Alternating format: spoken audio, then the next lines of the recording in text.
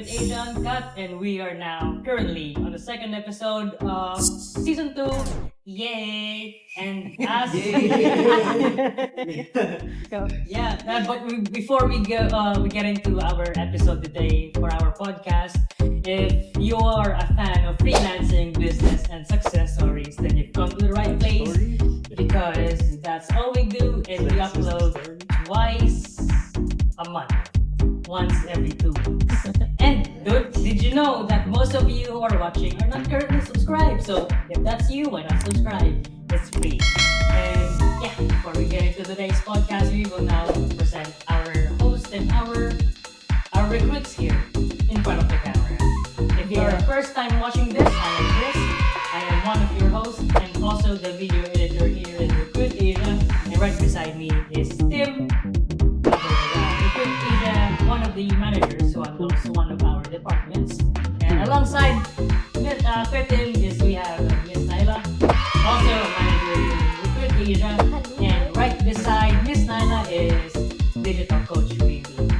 That's gonna be my name. Yes, that's gonna be her name. Her first name is digital and then coach. Last name Baby. Digital seed really. Digital really. Coach is mine. That's it. Coach is your middle name. At least hindi Jollibee. And right beside Di ba may ano yung pangalan? Sorry. And right at the corner is one of our video editors as well, and one of Denise's colleague who is they're handling the Good Asia projects. One of our video editors as well. It's JB. And right beside me, a new face in town. Here is Vance, one of our video editors currently here in Good Asia. Then we have Denise. She is our social media manager. You might have seen her a couple of times now, but that's Denise. But that's Denise. Social media manager. And last but not the least, we have Rainiel, or as we call him, Pajama. Daniel period. Rainiel period. Wala siyang apelido. Kumbaga dito. Black name. Ayan, so what are we going to talk about today? I have no idea. Shall I read it? Yeah, okay. The cheat sheet. The The cheat sheet. cheat sheet of all knowledge. It says, the dark truths no one talks about. Freelancing exposed. Spoopy! Dark truths. Mauuna na kami sa Halloween special. What are dark truths? What dark truths though? I'm not familiar. Something that is often overlooked when you are freelancer. Let's take it that way. The dark side of it. Anakin!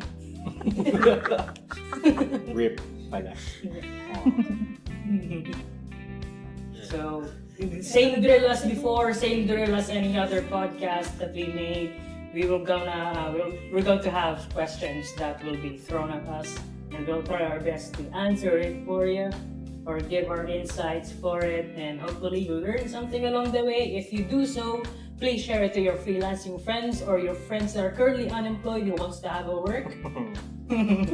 But don't visit the site too soon. Because our HR is always late. And you might be wondering why Joseph is not here. So are we. He's He's somewhere incapacitated at the moment. Touching some grass. touching some grass, planting some rice.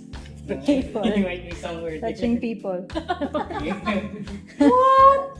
Unfortunately. Nag-pilgrimage si Diyos. Babalikin din ng cover days. And he will spawn inside your closets.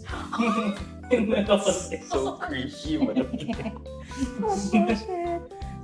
So who's gonna ask the questions? Well, it's likely gonna be you or Miss. Should I ask the questions? You ask the questions. You are the live questionnaire. But the questions are actually weird. I reviewed them. Just let me know if it's a weird question. Yeah. Okay, sige. So yung unang topic natin, is freelancing killing innovation? So like say here, let's talk about short-term gains versus long-term impact daw. So I imagine, there's yung dark truth na to, freelancers, hindi long-term to na investment. Yeah. Para lang siya, quick buck. Yeah. Which I'm not sure if they... Okay, so question number 1. Are freelancers more concerned with building their portfolios than genuinely creating a career? Or innovative solutions? Is that a thing? Are we just, may ganun bang syndrome In a way. parang obsessed lang sila for the sake of their portfolios, they become a freelancer. Not obsessed. Isn't that the same thing as like working from BPOs too? Yeah, that's the thing eh. When you work for BPO, you're just doing it so you can add something in your CV or resume. Yeah, but like there's a career path sa BPO. diba? Like parang Is there? May nag-scale ka. May goals ka. May nag-scaling ka. Merong hierarchy na gustong puntahan and stuff. Oh. So, I mean, sino ba sa inyo ang nagtatrabaho for the money or versus for career growth? career growth talaga eh. Kasi naranasan ko na yung trabaho na walang patutong. Kaya ako din. Or not try na kayo ng yung for the money lang talaga na. Actually, yeah. Yun naman kasi parang yung main reason mo bakit ka mag-work. Diba? Different For types the na. Different, I mean, I don't know. Kasi I guess it's because, like my take, kasi freelancers, because we have a lot of opportunities, we're not really limited by, the job. Yeah. We have a lot of we have options. Tsaka parang kumbaga sa poetry, free-flowing ang So, hindi loyal ang mga freelancers. Not really. Ouch. Clients keep them alive. Yeah. So they have to be loyal. Not just to the client, but to themselves as well. Kasi may quality sila na kailangan i-maintain para, para kumuha sila ng client and stuff. Tsaka minsan kasi mas madaling kumuha ng client pag mas madami kang experience sa resume. Actually, kasi yung titignan nila yung credentials na Skills. Yung skill sets mo. CV farming pala ito.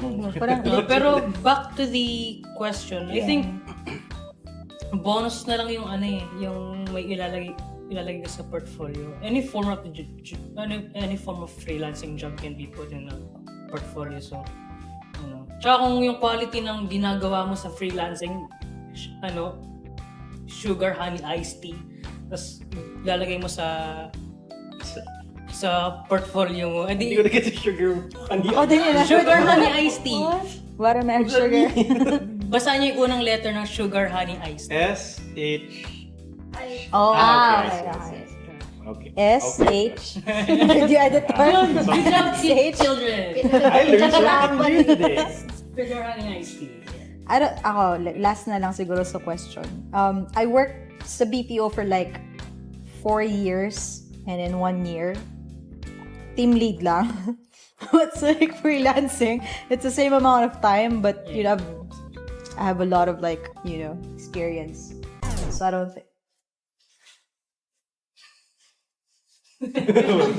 What? Wala. Oh shit, should I start over? Yun. So, sa freelance, sa call center kasi, I worked 4 years, tapos, team lead lang yung, tapos, or training. Actually, I trained for L&D. L&D, let's go.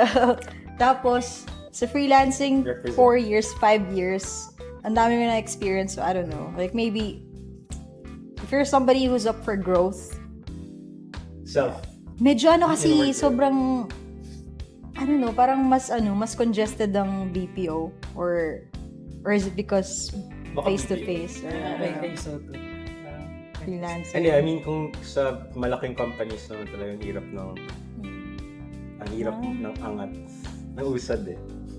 Totoo. Politics. Tsambahan kasi kung yung tsambahan kasi pag napuntahan mo is fresh account or bagong makes sense. Na company. Yeah, Tsambahan talaga pag na account, guys. yung tipong kasama ka sa development nila. Pero yung fully developed na company papasukan mo, you're likely gonna stay. You're just a cog at that point. Yeah. Established na sila so they don't really need more. Right, guys? What do you Yes. think?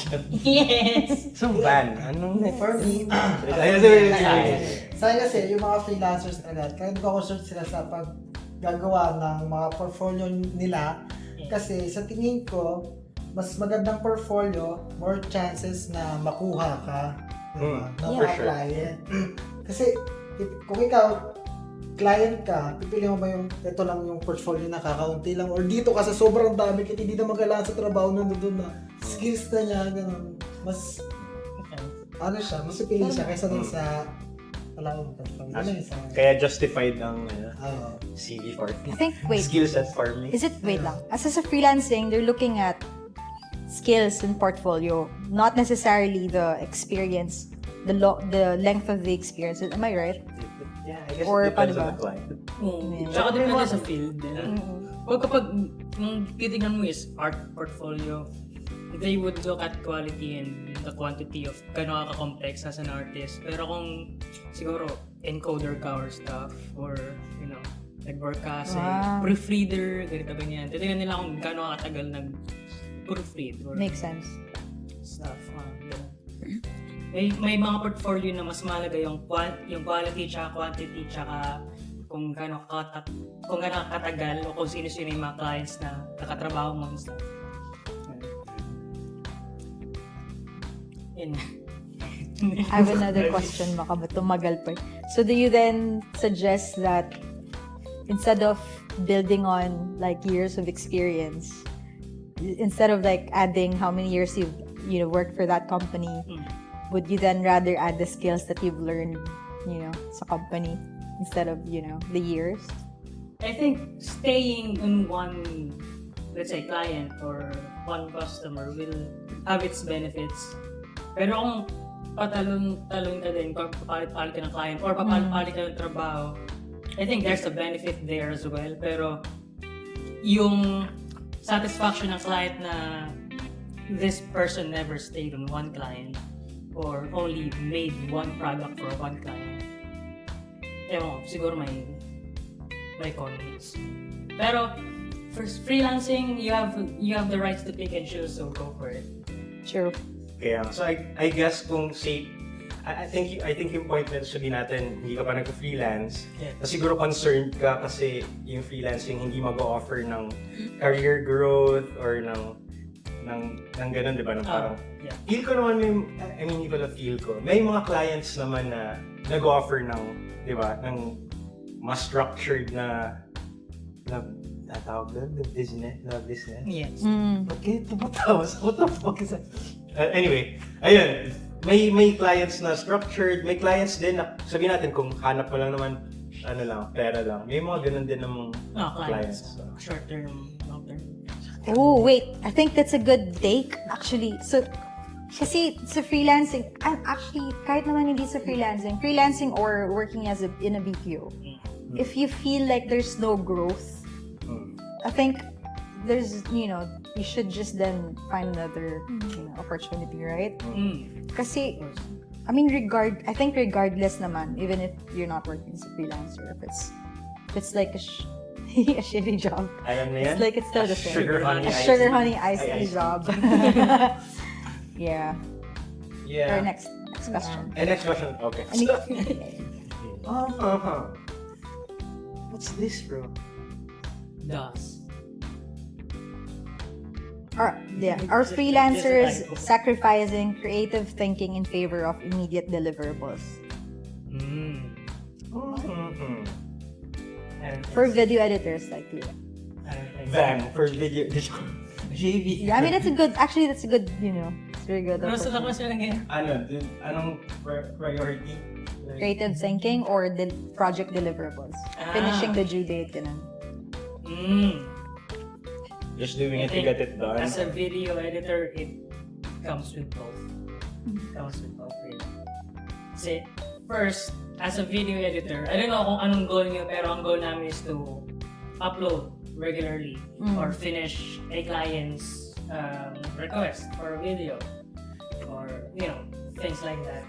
So, kaya one of our pointers or aim namin is to upload regularly. For us to do that, we set schedules. Schedules means deadlines. Client-related, yung mga client namin usually meron sila mga products na gusto na ibenta alongside with the video that we are editing. So, meron silang mga product launches and stuff. So, that means deadline na naman. So, despite having deadlines, we also take into account yung quality ng video. So, may mga times na yung quality ng video may be lesser due to we need to put out as much video as quickly as possible, quantity over quality minsan. And those are times like that, pero doesn't really mean that we prioritize or we completely erase the quality of the videos that we make. Starting off with a podcast, there are times na when we upload it may be late than usual, pero the quality is still there. As for me, because I make it. But yeah, I don't really think so. We take to we deliver versus deliver. We prioritize both of it. Depende sa task at hand. Depende sa task at hand, yes. So video editor, ganun. I think both of my three of my colleagues here can agree. Pero yeah. What you think? Sa akin kasi, May Superman hindi ko pa curves. nagagawang i-disregard yung creative. Yeah, kasi Clark. sa akin, pag gumagawa ka sa akong video, like when editing videos dun sa project natin, mas ginaganahan ako eh. Kaya mas nakakatapos ako ng mas marami kasi mas mabilis akong gumawa. Kasi yung ginaganahan na. Kaya sa tingin ko, both talaga. Yeah. With that said, since Joseph, we miss you, bro. You're in our minds. Hindi ko maintindihan. We're in our minds. Ginaganahan. Oh, God. Ano? Mabilis si Bibi pag ginagawa. Sorry. Mabilis daw si Jenny pag ginaganahan. No, but that's true, though. Oh my God! Sorry. Style lang. Take that out. But yeah, no, I understand what he's saying. Like, I mean, if your passion is really that, right? You're really gonna wanna finish the project, regardless if, yeah. But I guess it pays. Sa freelancing kasi may mga client din talaga na sobrang cheap. Tapos sa freelance, you have to understand that, like, can't give the same quality to like a cheaper, right, version of Dapat deserve niya yung price. yeah. Though you're different though, right? Even if regardless of the price, you do still. Pag Problema ko creative yun ka eh. talaga. Kasi ako rin dati, Hindi ko kapag kaya. nag-drawing ako, tapos, kasi Mr. Over-Engineer ako eh. Yung pag dati naalala ko, kapag may nagpapagawa sa akin ng yung posters or anything, kapag bayad nila is minimum lang, tapos na-finish ko na yung gawa ko, tapos submit ko na. You're Pag tinitignan ko, Pangit yun, ay sa uli. 100 pesos, 3 araw na trabaho. hindi ako, mabilis lang siya kasi, mabilis lang talaga. Pero pag titignan ko yung finished product, may kulang, parang akong nagkaka-OCD na ewan. Tapos, i-over-engineer ko to the point na sobrang malupit na yung quality, tapos yung bayad sa akin, Chris's folly. yeah, ganun. Hindi ko alam kung anong tawag sa ganung, pero basta- Perfectionist. Yeah. ganun siguro. Ayaw ng quality na okay lang, parang ganun. Kaya lugi-lugi din eh. Kaya nung pumasok ako sa BPO, meron akong katrabaho na may sinabi sa akin, kasabihan, tapos na-realize ko na, hey, ano yun? Magtrabaho na naayon sa Yun, yung sweldo dapat, yung effort dapat sweldo lang. Pero, it's a cheap mindset din, Kasi parang behavior siya kapag kasi kapag inisip, kapag inimplant niya sa isip mo, you ganun will na siya. think that way in any job you get into. Yeah, Kahit anong projects. don't listen to your BPO friends. OMG. Let's, Listen to good people.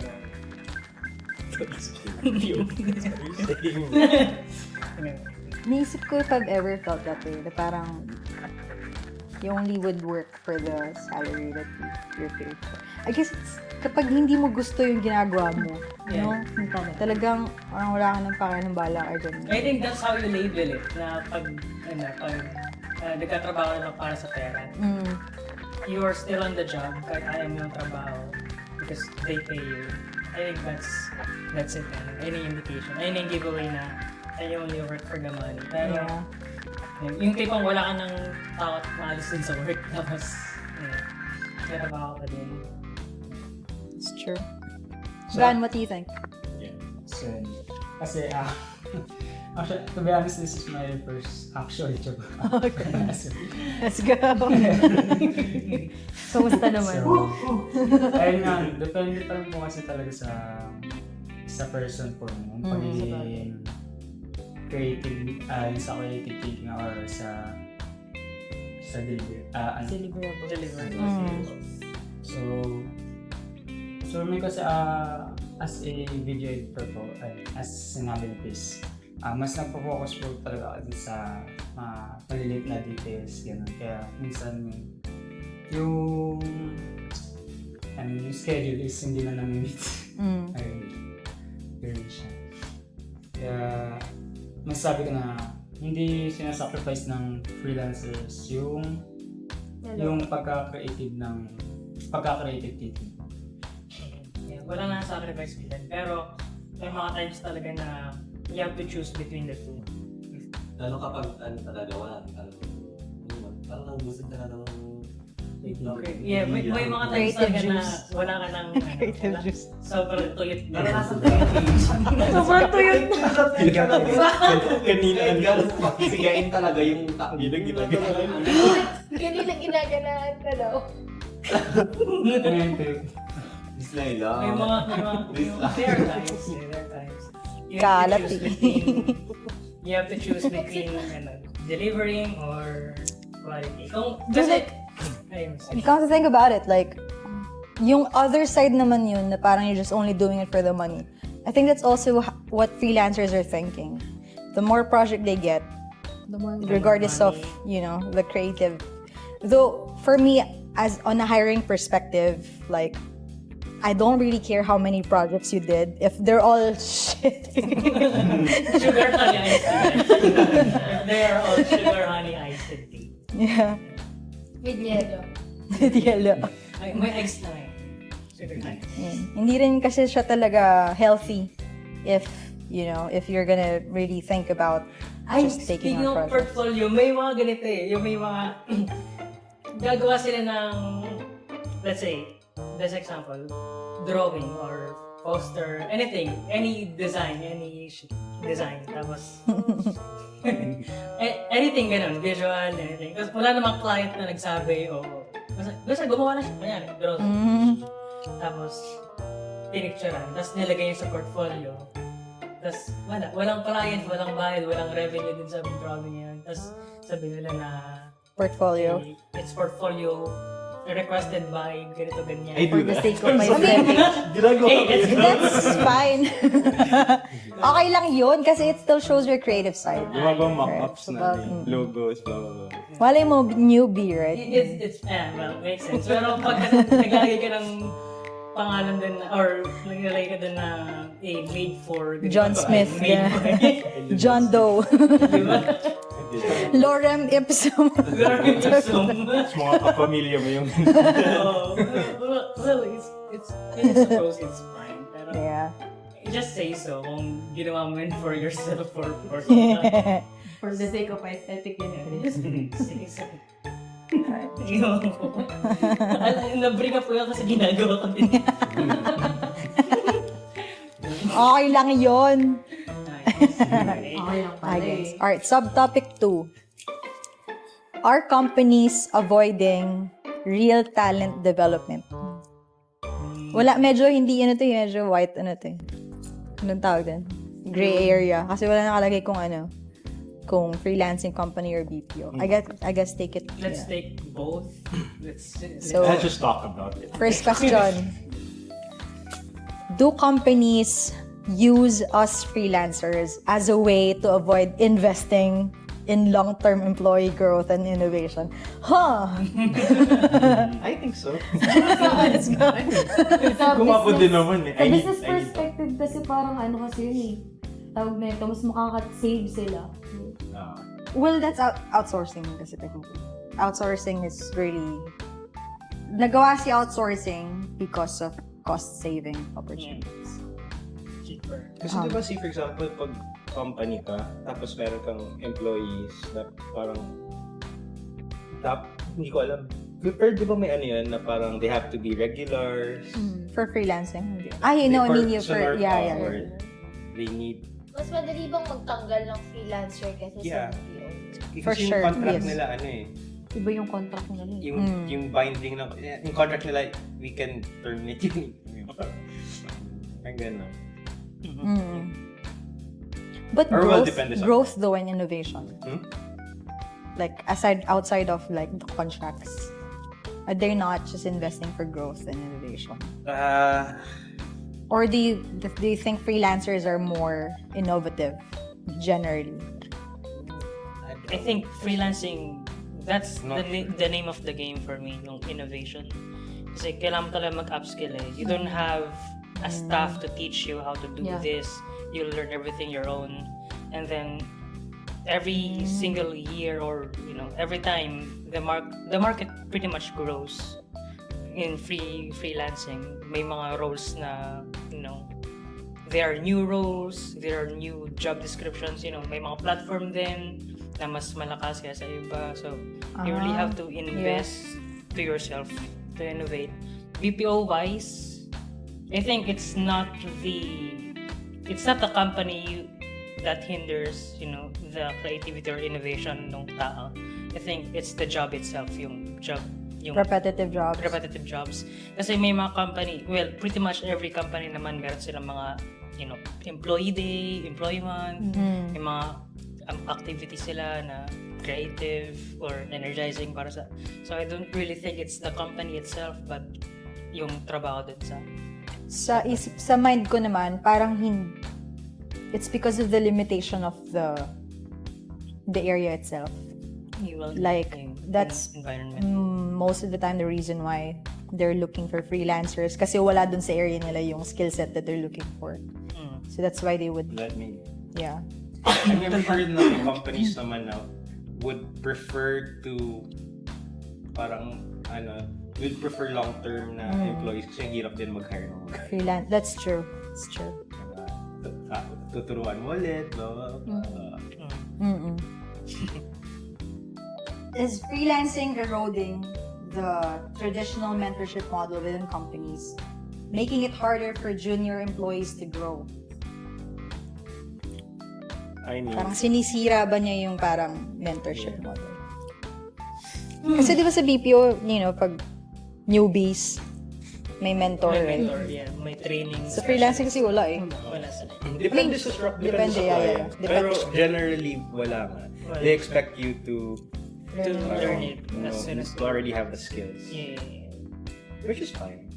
What do you prefer though? Like that model or Sabihin natin, from the L&D perspective? if I just started working, I would prefer guidance, of course.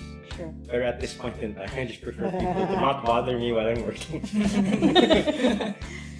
So, depende. So, bagay kasi kapag nag-freelancer ka tapos you're used to doing everything on your own. Oh, yun. Parang, I won't.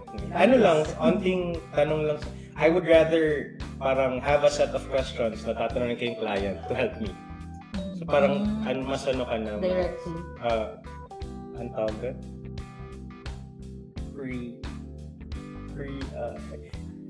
Preemptive ka na. Preemptive ka na. Pero if you're new, mahirap din isipin kung what questions to ask. Right? Makes sense. So I feel na if you're new to working. Better to have like junior nga. What questions are useful at this moment? Pero I guess, may YouTube naman. I would YouTube prefer the full-on guidance. You know, yung meron kang 2 months training, 1 month training. I would really prefer that. Pero I agree, parang, yung clients natin. Yung clients na ganun, di ba, parang konti lang. Kasi yung clients nyo, di ba, in-expect lang output sa iyo. Kasi parang andun naman na yun sa umpisa pa lang. Parang iyaano ka na. Bibigyan ka na nila ng Job description. job description. Tsaka kasi sa BPO, di ba mostly naman, tsaka alam naman natin lahat na sa training parang halos wala tayo natututunan. Sa production tayo natututo ng totoong process. Parang ganun. Process-driven kasi ang BPO. Kaya kailangan talaga na ng training. Tsaka, you know, may So, mga metrics sila na gusto ka butin. Kasi sa video din, nakakapag-invest sila Sa training. sa employees nila. Nag-invest sila ng training. Kasi say training, ano yun babayaran mo na yung employees, gagastos ka din parang ng trainer. So lahat yun, hindi nag-gain ng pera for the company. So loss yun technically, di ba? Ang training. Pero ano rin siya, para siyang... Pero you're prepping the people. Para siyang marketing advantage din when we... Kasi pag newbie ka or wala kang job experience, makikita mo yung job posting nila na paid training. That's true. We have paid training. So, as a newbie, as a newbie, mainggan ka na. Training pa lang, sweldo na. Isn't that really because of... Kasi call centers are already used to churn and burn. That's why they really have to advertise it. Sorry. Are freelancers falling into a cycle of repetitive work, avoiding risk-taking and creativity for the sake of efficiency? Or good ratings or good feedback? Yung mga questions pang-jaded tayo. Yo! I don't enjoy life anymore. Medyo, ang tawag dito. Guilty ako dyan. Saan mystery? Guilty ako sa negative, sa positive reviews kasi I needed to. Though honestly, like if you're working with platforms such as like Upwork or Freelancer.com, like the big guys, they're all about feedback. So, and clients are gonna see those negative feedbacks. So it's really important not to get one. So sometimes, like if you feel that the client is just really sobrang really, parang short-tempered. Yeah. You should sugary, honey, you start to like ice. may red flag ka na rin. So that's why may red flags na rin si freelancers sa clients. Bawian kayo. Ikaw yung 1 star sa akin. It's as important as like the freelance. So usually when I check on jobs, I also check on the client's history of like freelancers. So syempre pag may mga galit na freelancers doon, this client is I think red flag na siya. I think that's a good thing, yung reputation based na model. Efficiency. Credit thing. Di ba sa China may ganun na? That's why we are inside the top 20, di ba? Nasa top 20 tayo ng Upwork. No brag. Sa No sa cap. ratings. Just to put it out there in case you ask. Humble brags. Humble brag. Just gonna put it out there in case you need the information. We can help you.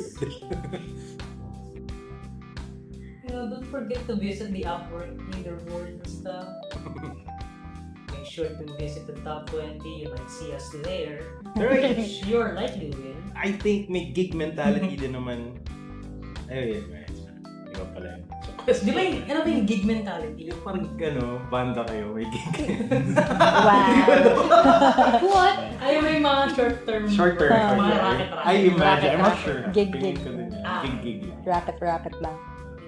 Okay, you're May not ganun naman. you're not meant to stay there for long. So creative, so puro ako ganun commission lang. Well, Actually, kung project-based ka, commission-based, that's yeah. the thing, Yeah. Commission-based or project-based. It's really a gig. Pero, I mean, if that's your thing. Right? yeah, it's not your thing. If it works for you, if you enjoy it, why not? Pero ang hirap nun, like, constantly asking for positive reviews. At, Oh, yeah. that's like really... Tsaka ang hirap pag maghingi ng positive review na hindi ka naging annoying sa ibang tao. No? Wait lang, may experience ako nun eh. Yung motorcycle taxi ako. Tapos, pasakay pa, nag-helmet pa lang ako, sabi niya, boss pa, ano po? Pa 5-star. Pa 5-star po Tapos, Oh. in the middle of the, tumigil sa traffic light, boss pa, sampu kayo ba? Pa 5-star na lang po Tapos, boss pa, 5-star na lang po In the end, lobat yung phone ko. So, sorry, boss. Anyway, but I would have given it 2 stars anyway, so. Saved your ass. I mean, yeah. Meron nga kami 1 star recently na lalamog. Bakit? Yung order namin, bumili kami ng cellphone for work. Yeah. Mura lang naman yung cellphone. Tapos dinala, imbis na pumunta dito, pumunta ng Pasig. Tapos, hindi namin makontak. Tapos maya, binabalik niya yung cellphone sa binilhan namin. Kasi ginastos na rin, dinala namin yung pera. Kasi di ba bibigyan nila yung Lalamove driver, yung parang kaya nilang mag-abono hanggang 2K. Tapos babayaran nila pag delivery. Ayun, 1 star namin. Shit siya. Binalik niya yung phone? Oh, hindi, feel ko nag-take ng multiple orders yun. Okay. Tapos nawala siguro, hindi niya marap yung lugar natin. Pumuntang Pasig. Tapos binalik niya. Holy crap. I mean, there's nothing wrong with gig mentality. I mean, like, no, that's a shitty thing to do, but like, yeah, I mean, there's actually, sige, go na. Siguro kapag maganda naman kasi yung yung output mo, di ba? Expect na maganda na yung feedback mo. Pag happy na si client sa'yo. So, depende pa rin sa'yo yun. Sa gawa mo. Okay na siya. Pwede na. Hindi. Siyempre, pag yung in relationship nyo ni client, tapos parang feeling mo din na okay siya, gano'n. Parang, good siya dito. Good shit siya sa'yo. Good shit. Wait lang. Sabi diba the question is, are freelancers falling into a cycle of repetitive work, avoiding risk-taking, and creativity for the sake of efficiency? Parang ano lang, safe. I don't mind creative work. I actually love creative work. Zero brain power jobs. Ang sarap kaya, diba? Ulit-ulitin mo lang and then you get money. That's my thing.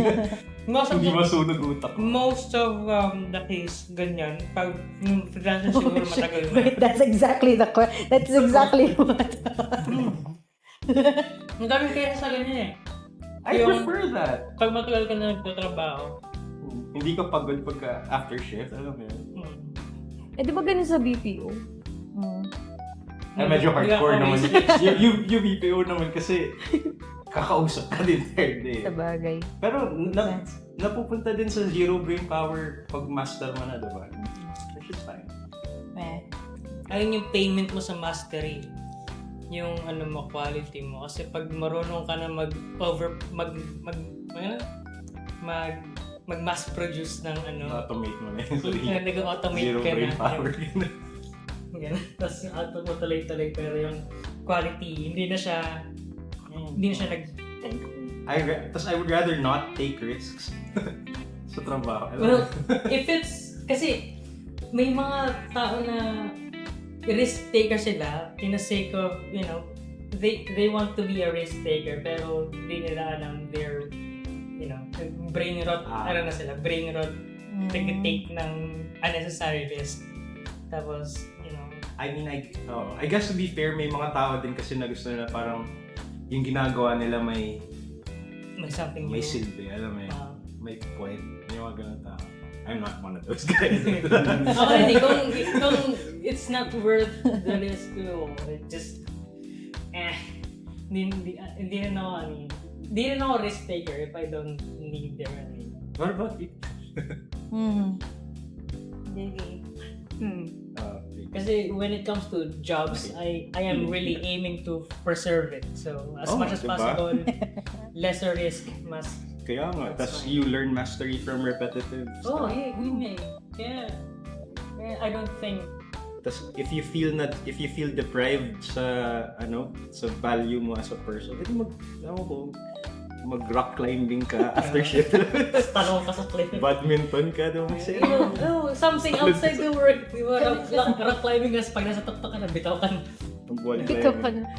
There are other Do things. something new. Look for something new outside work. Paint a pic. Di ba? JC. Like, take the risk, guys. Like, no, don't. Well, I think being a Actual freelancer, risk. like falling into a cycle of repetitive work, like, kasi, pwedeng inevitable kasi siya eh. Parang, Yeah. like, unavoidable. Oh, eventually, Yeah. mag-be Sure. repetitive din.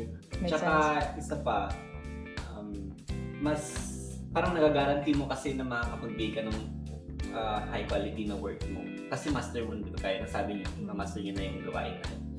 Pero, mas, kung sa akin, mas okay na may iba din. Like, may bago kong May work na, sprinkle ng mga shit.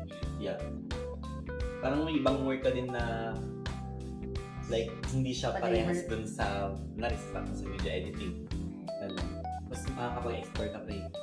Doon papasok yung yung mga side racket. Kasi feeling mo ma-incorporate mo rin yun sa main job mo. Ganun baga. Pero, I don't think it's a bad thing na repetitive yung... kasi most people take it badly na yung job mo is repetitive. That doesn't really make the job bad kung repetitive yun. It's just that's what you signed up for. So do it.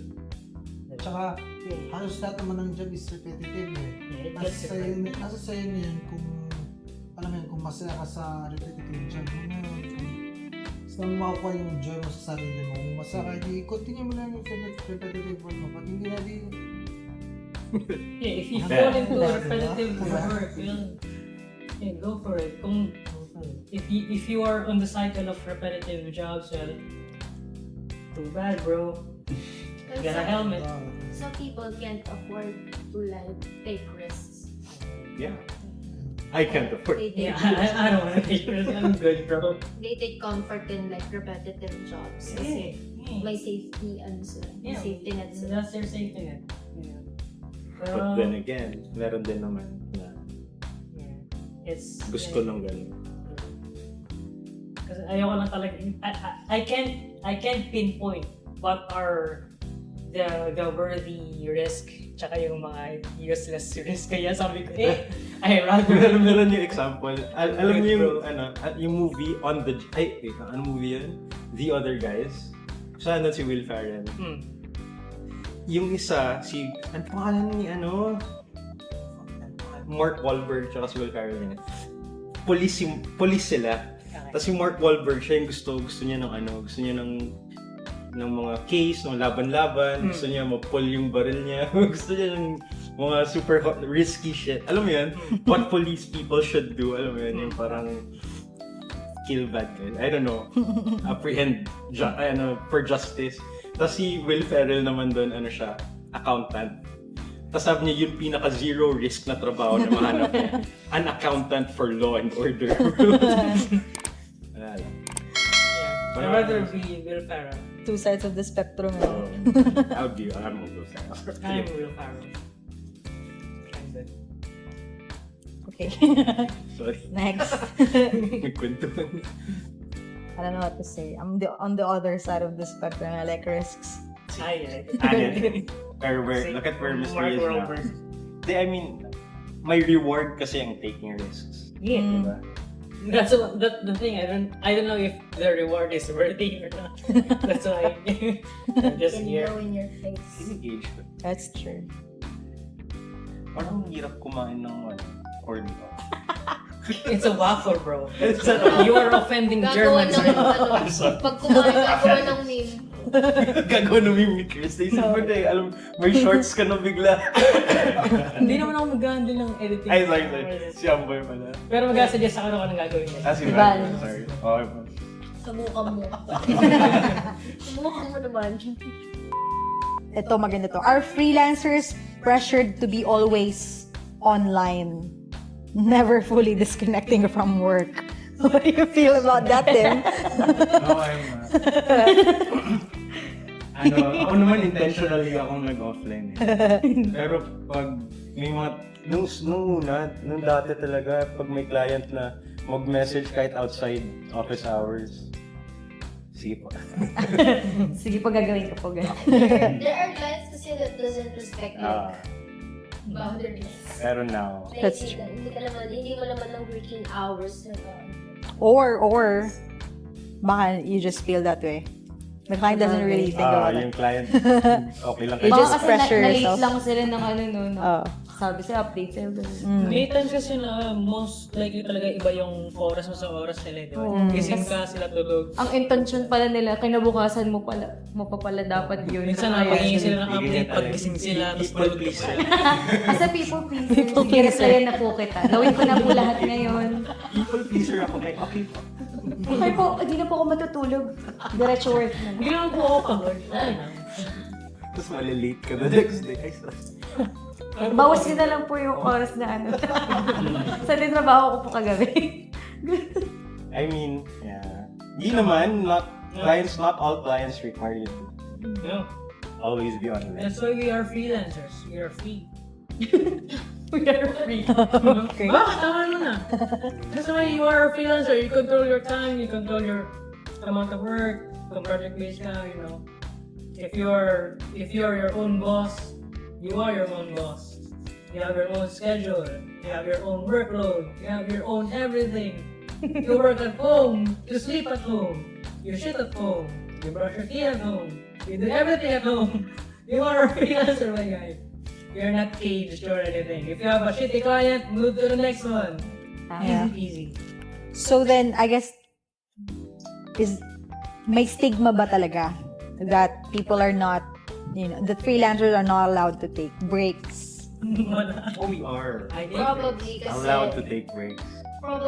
some clients are like remote ka na nga mag-work tapos di ka pa makapag-reply. Parang gano'n yung mindset nila.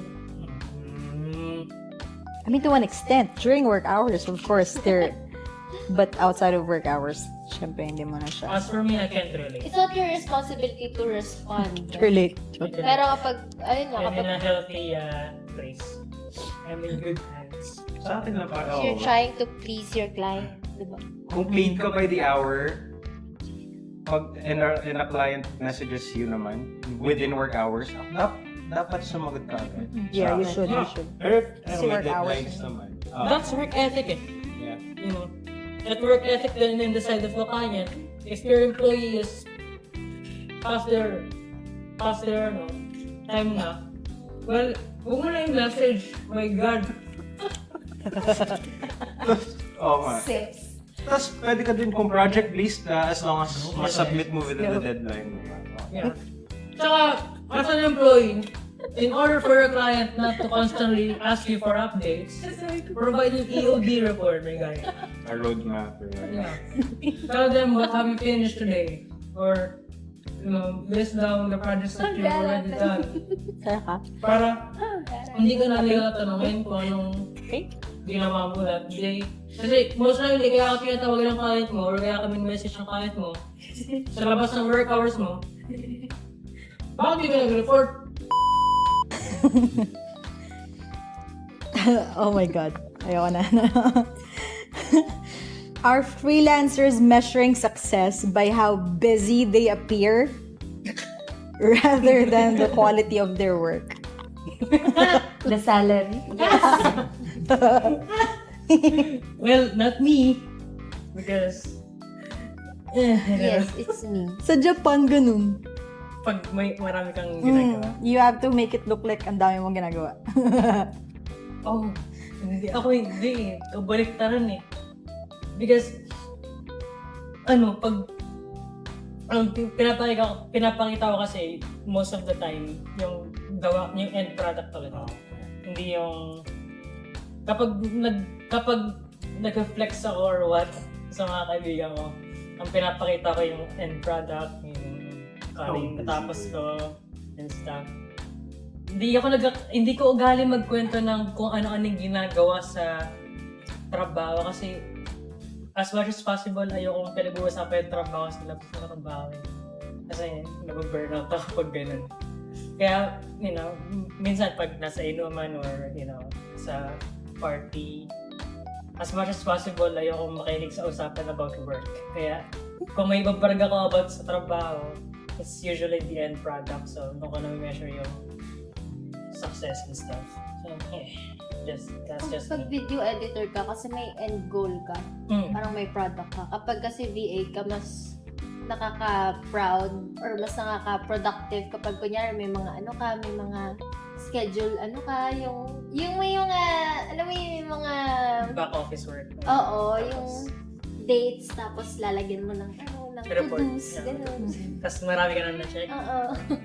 Yeah, ganun din. Depende din talaga sa sa niche. I mean, Kasi ano ba? Ah. How busy they appear? Oo. Di ba, ba't ka magpapanggap na busy ka? Mas nakaka-productive kasi pag nagpapanggap kang gano'n. What? Tsaka busy ka talaga. Tsaka hindi nakainganya sa sa raking. Saan mo naman ginagawa? Saan ka nagtatrabaho? Para di ko pasukan. Pero I guess yung perspective, Kapag kasi may mga work kasi na parang pag feeling mo hindi ka productive, tatamarin ka. Ay, oo. Well, good take. So, parang, yung tao, hindi ako productive today. But you're making yourself busy. Appear You busy. don't, Appear business. But ikaw, di ka kasi parang panggap lang ganun. Oh. Parang nagpapanggap ka lang na to seem like you're busy but you're not. To feel like you're productive. Parang ganun. ako din ayokong isipin na marami akong ginagagawin eh. Kasi parang So, isipin ko madami talaga. malulunod ko eh. gets, yung kay Laila, gets ko parang she keeps herself productive. So say, may idle time siya, nagawa siya ng To-do list. So you don't appear busy, you're actually busy. You're, kaya ba, gumagawa ka lang. Yung busy kunwari, alam mo yun. I'm not sure, what the Hello, if you made it this far from the video, make sure you subscribe and like the video and share it to your freelancing friends. And also, share your thoughts in the comment section. But yep, we're going back to our topic here in Rcruit Asia Uncut. Going back to the question, so stay tuned, guys. Okay. You could probably move on from that question, actually. All right. the topic. So next question is, Wow. next topic actually, the undervaluation of freelancers. We're being undervalued. Are freelancers accepting lower pay to maintain the appearance of being constantly busy? Or just to be busy. No. I rather be busy having more money than busy with lower money. It's a lose-lose situation. Imagine being busy with a ton of low-paying projects. No way. Well, it will eventually build up kung marami kang project tapos medyo hindi naman good paying, pero Yeah. I rather accept a couple of high paying projects and be busy about it than low paying work. I mean, additional question to that. Are freelancers pricing their services too low out of fear of losing out on potential work? Yes. Wala nang option. Wait lang. I think yung first question kasi it says, are freelancers accepting lower pay to maintain the appearance of being constantly busy?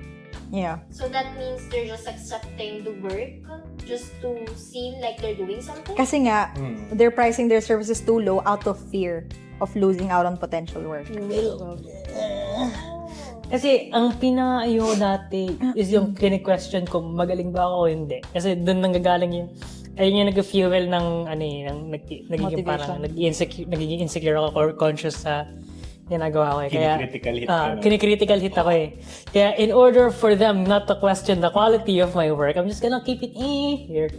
Tapos, Yeah. But like, our freelancers is at a lower pay. But like, if that's your only option, For the sure. low pay is like your only option, you'd still like get it, right? For sure. Oh. Kung may opportunity na nag-arise lang, yun lang kaya. Yun lang meron.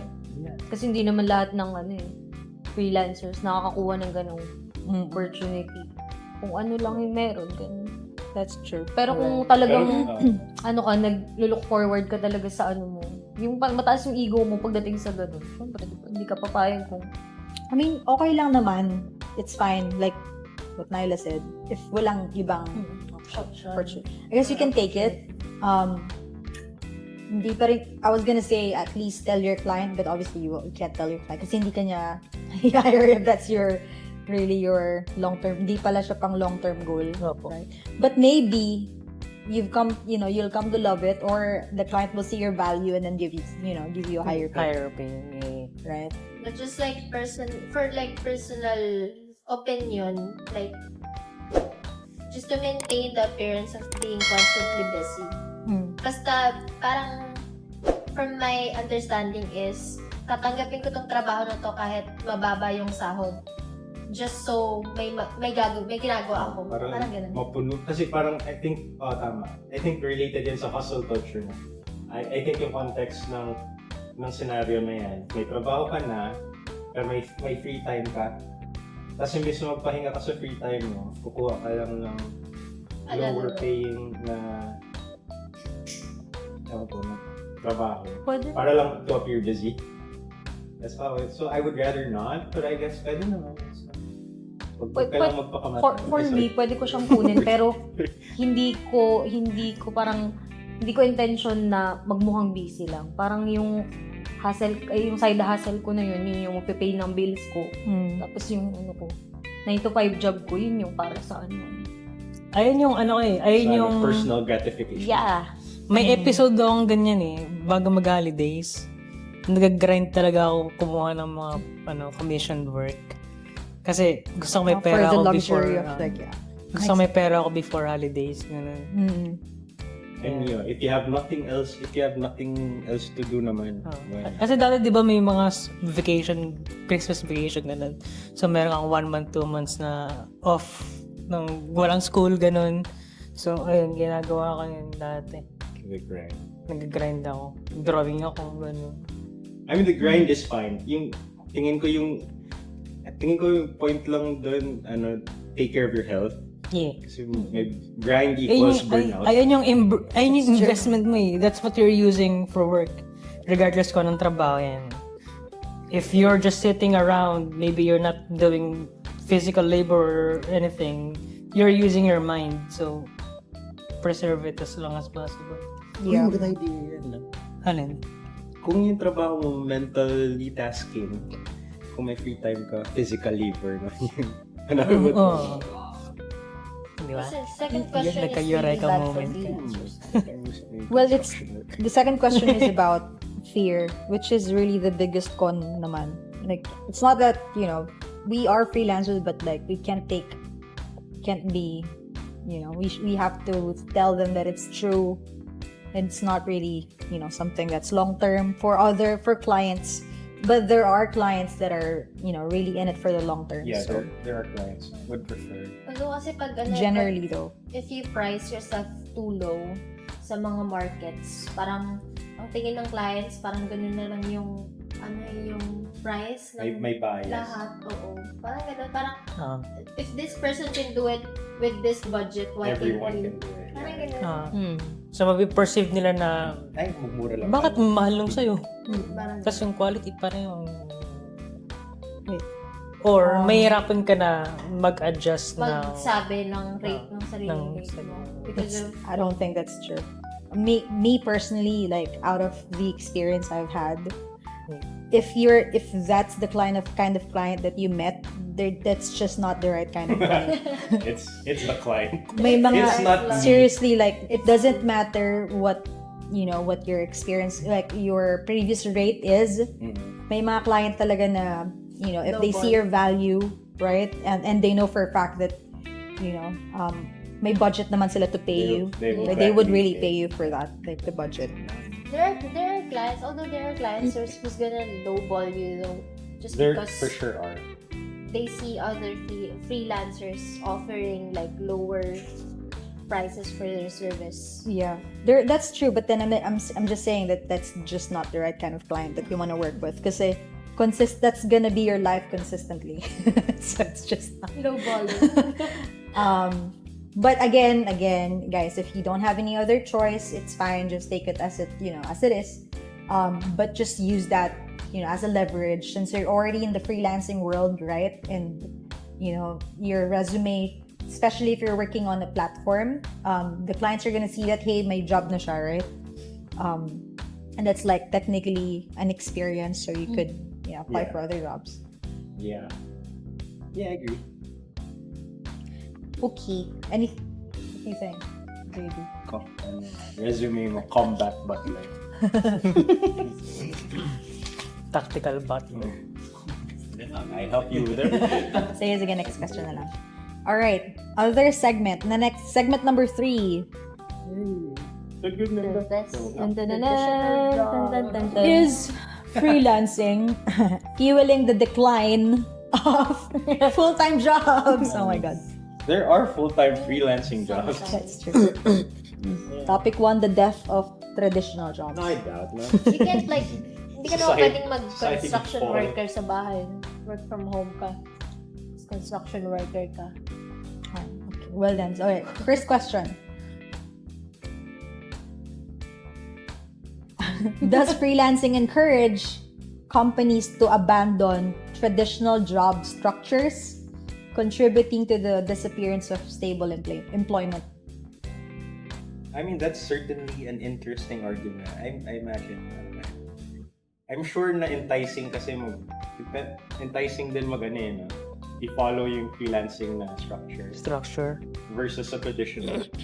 That'll But take a it's lot of more expertise freelancing then. structures. By that, I mean, instead of having yung traditional employees na Like 9 within to 5, locally, right? Locally, in the office. I mean, in the Philippines, I think that's not for us kasi we're really meriting from the freelancing opportunities because, we could get clients from the US.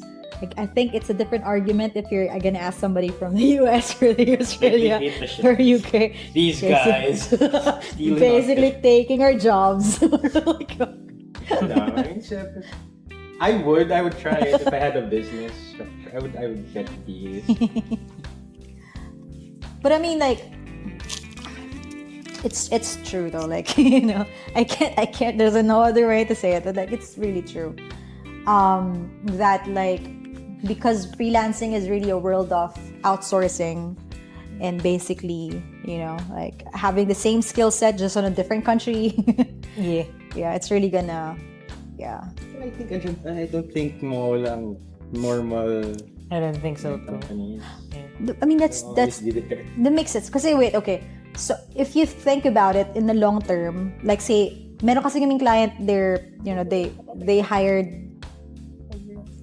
You know that the microphone can hear you, right?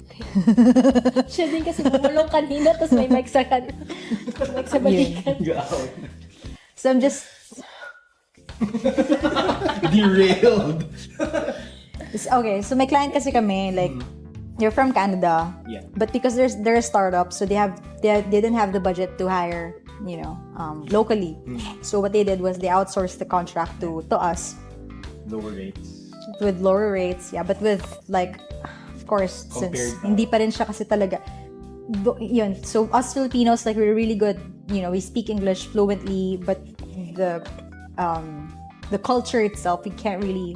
We won't really be able to understand 100% just because we don't really live there, right? We could empathize or like, but like generally it's still a whole lot different than hiring locally. Digressing anyway.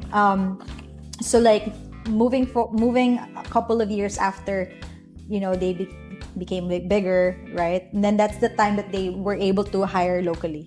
So I don't think it's really that bad. I guess it's just because like the budget is constricted. But I guess generally businesses doesn't really want to outsource if there is if there's really like a better True. Mas Right. madami ding disadvantages ng outsourcing. yeah. Number one, yung management. Kaya mag-hire ng manager. Ano din, ang hirap din i-control ng unstable din kasi. Di ba kung yung taong yun, That's true. Yeah. ang daming security issues, di ba? Kailangan Yeah. Yeah. data security. Exactly. Data protection. And like the company, so companies generally, so like say they're gonna outsource, right? And it's like the visibility of the business too is not really there. Kaya yun. And kasi employees mo nasa Philippines, so like, right? They're not technically. yung pangalan ng company mo na sa isang lang, may isang bahay lang. Tapos nandun yung Let's go. Tim and Co. It's not outsourced. Kubeta lang. That's my office. That right there. Ganun ko ba? Like yeah, it's not really that sustainable in the long run kasi the money isn't really in Asia, it's really in like the country where they're from. So I think at the end of if they have the money for it, I wouldn't think that they would rather. they would hire locally. I mean just So it's a business cost. It's a perspective. cost thing. Yeah. Yeah. It has pros and cons too. It's cheaper, but problems. Yeah, Cheaper when it comes Cheaper, to the but bag risky. of. Though like if like the opportunity calls for it, though there are on the other side of the spectrum though, there are really clients that prefers freelancers rather than like locally, so outsourcing locally, because it's like it's taking management naman within the office, like syempre manager is like 3 times the price of ganun din, parang remember the client that doesn't wanna, sabi niya, I've hired people locally, I've hired people freelancing, it's the same. It's the same. Okay, so that means. Yeah. Okay, anyways, next. Oh, you guys wanna add anything? No. It's a business thing. It's part. Alright. Is freelancing really creating new jobs, or is it just a replacement for permanent roles with fewer protections? Oh my god. Ouch. Ouch. I mean, It's a I don't know. 50-50. Yeah, kinda. 50-50 ako dito. Kasi Take it's it true. that Just gonna say, yeah, it's true. But yeah, I mean, with the where the trend or the future is coming, right? AI thing.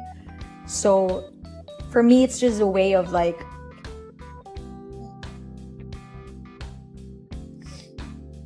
Where was it?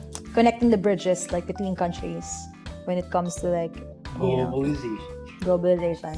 Yes. But it is true that it's just may mga clients talaga that they're just not, they can't, or they just choose not to. I guess it comes to like, again, budget restrictions. I mean, yeah. Have you encountered clients like that? No, what? Like on the other 2 sides of the spectrum, I guess.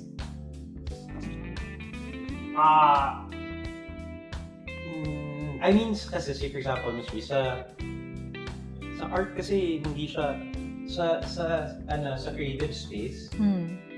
At the very least experience ko, they hire you for your skill. They don't.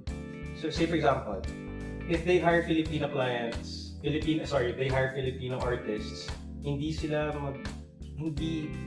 ibig sabihin nun they'll pay less. They'll still pay the same amount. Pero they just want your skills, so by that. It's good. But there are people na think it's for cheap. That's good. I mean, I guess, yeah. Sa ano kasi customer service, For sure, so yeah.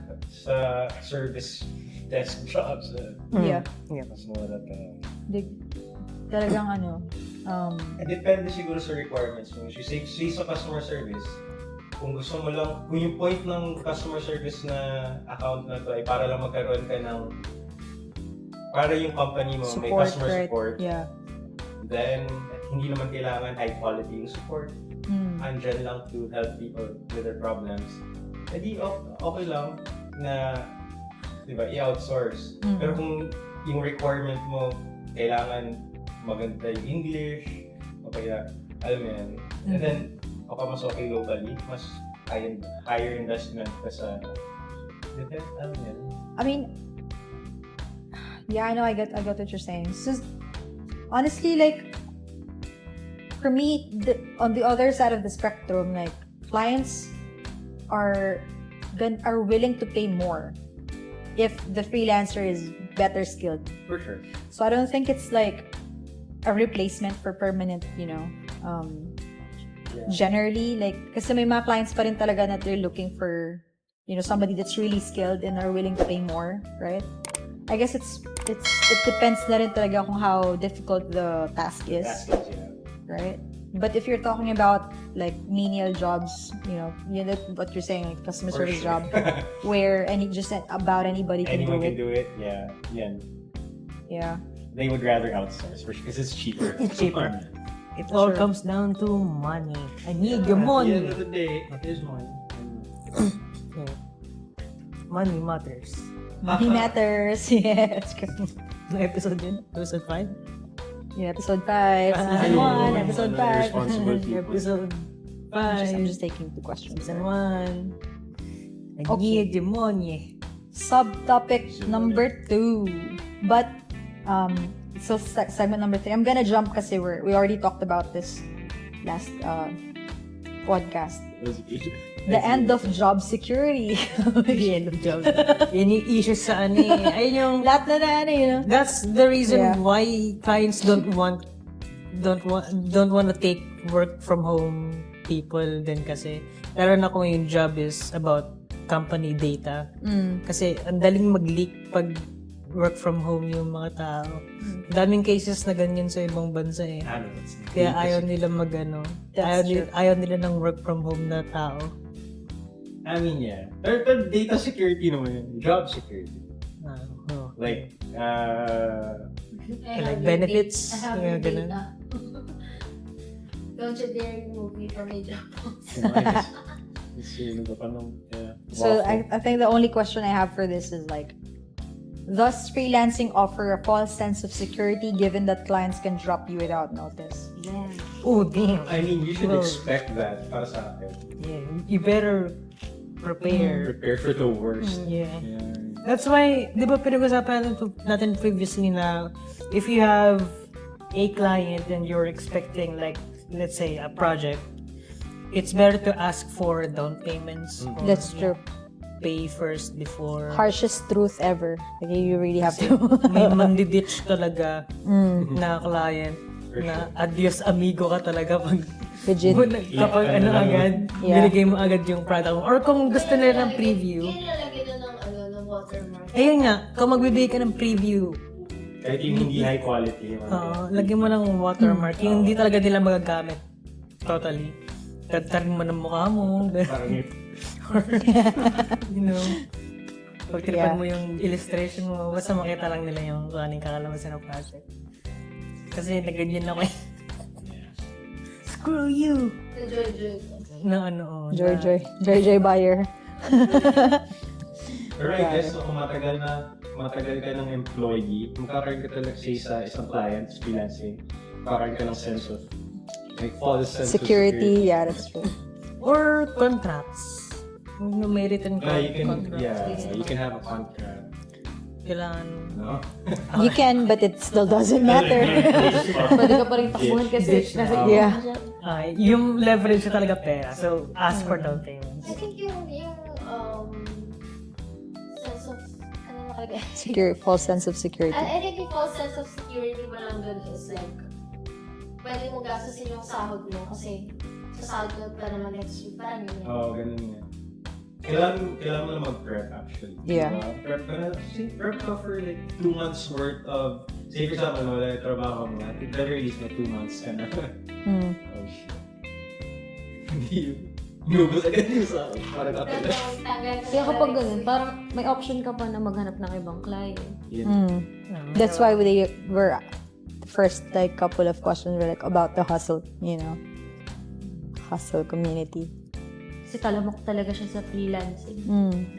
I've personally encountered 3 types of clients. The first type of client is like yung okay na client. Yung tipong talagang loyal to a T. Gusto mag-build ng relationship. Yeah. The second type of client is they were loyal at first, but because of business issues, that's why they had like the financial concerns. Most of the clients on this like type would try to pay you. Honestly naman, that yun naman, talagang may reason naman talaga sila kung ba't naging ganun. You just can, because of like financial issues.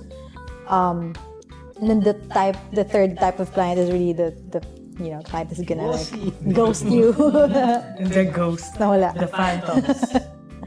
Don't have a false sense of security, guys. Yeah. Ano lang, just expect the worst. And There's no security in Prep. freelancing. You are not True. safe, my guy. The only secure thing you could get is like if you have a high rate. I guess that's, even then, because of like kumikita ng malaki, gagastos ka rin ng malaki. I feel the best thing you can do is try to build a good Backup. relationship with your client also, diba? Parang, Or upskill for you to be relevant. or upskill. Right? Kasi it depends how relevant. Kasi if you're really relevant na hindi mag-function yung business, you can't fire you. Because you need you. Core. can't Their fire me. business. Oh, God. You can't fire me. I have your files. Sorry, Chris ka dito. Hey, I'll you take your can't do customers. that, sir. I'll build your business. I know where you live. Yo. I'm gonna Just kidding. Kidding, guys. Kidding. This is just I'm a a video joke. editor. I'm a video editor. I don't have datas with me. Or do I? You'll never know. Yeah. He has incriminating videos. Okay, No, I alright. don't. Freelancing. A I'll give it glamorous a escape or just corporate slavery 2.0. No, it's Let's go. Subtopic 1. The illusion of freedom. Oh, damn. Siya ba gumawa na itong script na to? We Sorry, are all Miss Laila. slaves of money. spoopy. Are we just Alright. inside the matrix? Do we need to wake Ho, up? ho, ho. Red Wait lang. pill or blue pill? Alright, take that. Are clients taking advantage of freelancers by setting impossible deadlines Jesus. under the guise of flexibility? Hindi naman. Not all clients. Not all clients. Thankfully, I haven't experienced clients like that. But you better But you, you bet your way. There are clients naman na. but yun, yung mga clients natin, hindi naman sila Hindi ganun. na- Yun talagang We they are understand. Yung mga clients natin. Yung mga sila eh. Oh, wait, no, I know. that's not true. There's Not one true. guy. There's the one guy. Oh my God, I ate what I said. Meron But talaga. that's one guy out of like A a lot. lot. Understand what? Huh? Understand what? What do you mean? They understand Like your- understanding in general? Yeah. Matino I mean, if there's an yung issue, they would be okay. That's fine. At least may ano sila. But there's one guy. This guy. There's always one guy.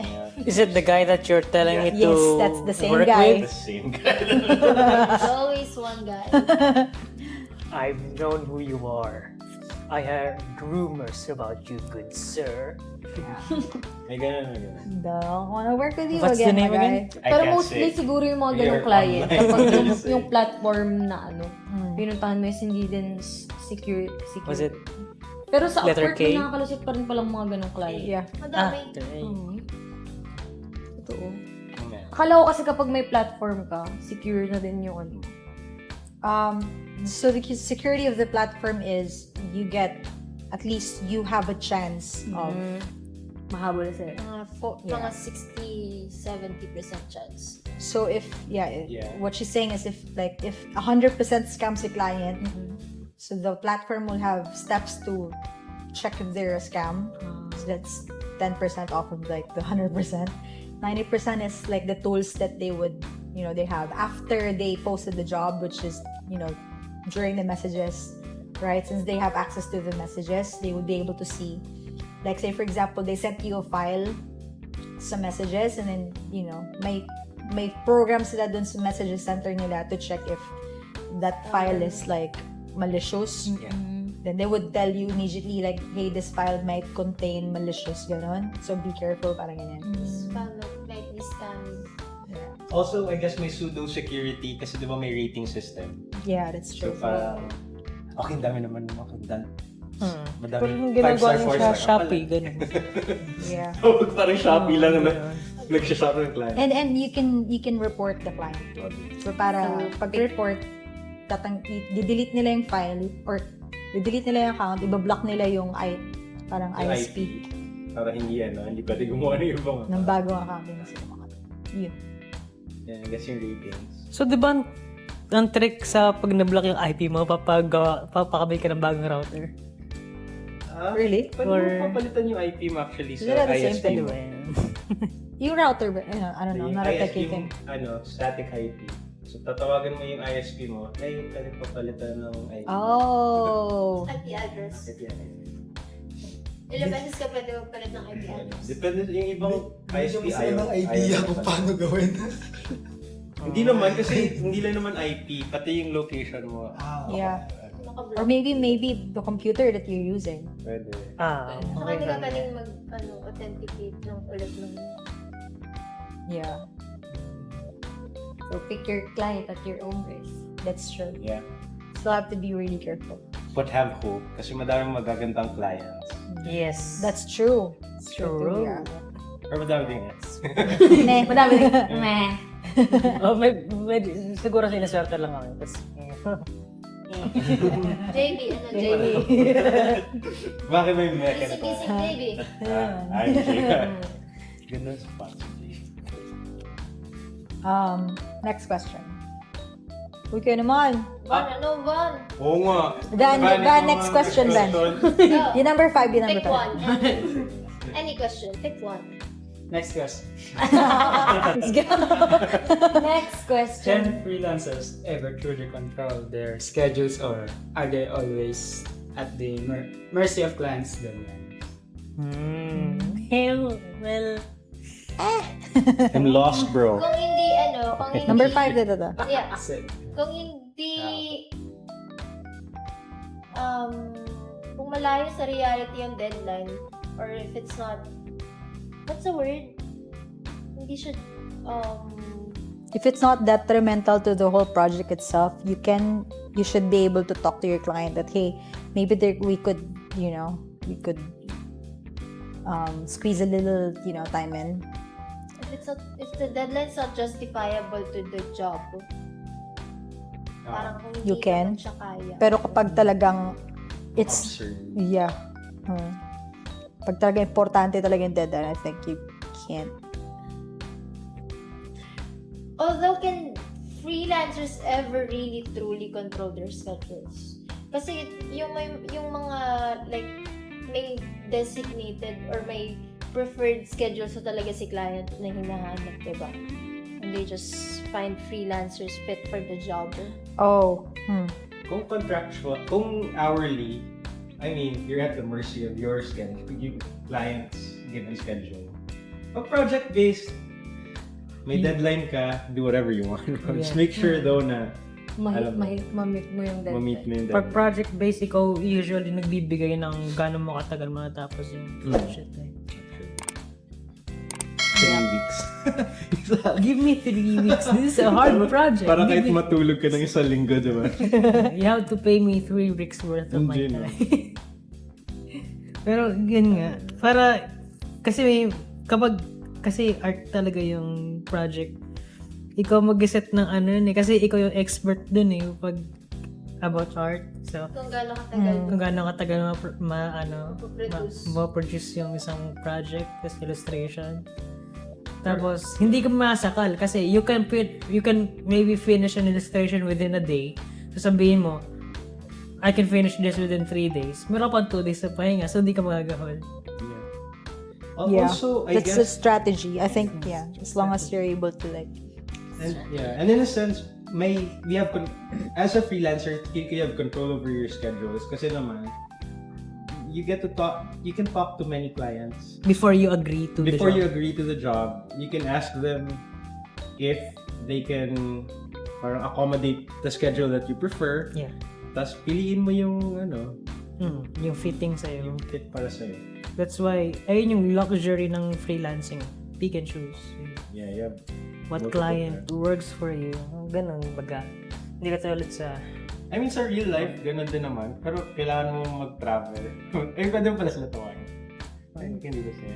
But, And then it's much easier to ask for a day off if you're a freelancer rather yes. than working for the corporate. Yung corporate structure na kailangan mo mag-request ng leaves. Tapos, within 2 weeks. Yeah, 2 weeks prior. before. Ang hirap. Paano kung biglang may Tapos kailangan walang absent for the last 3 months. Oo, diba? Walang- Samantalang Grabe yun. Sino yung nagkwento sa akin noon? Yung friend niya daw is like nagkasakit. And then like, pinagalitan daw ng TL niya. Tapos, sige next time i-schedule ko na lang yung sakit ko. Like, Multiple questions. A. Denise. B. Jelaica.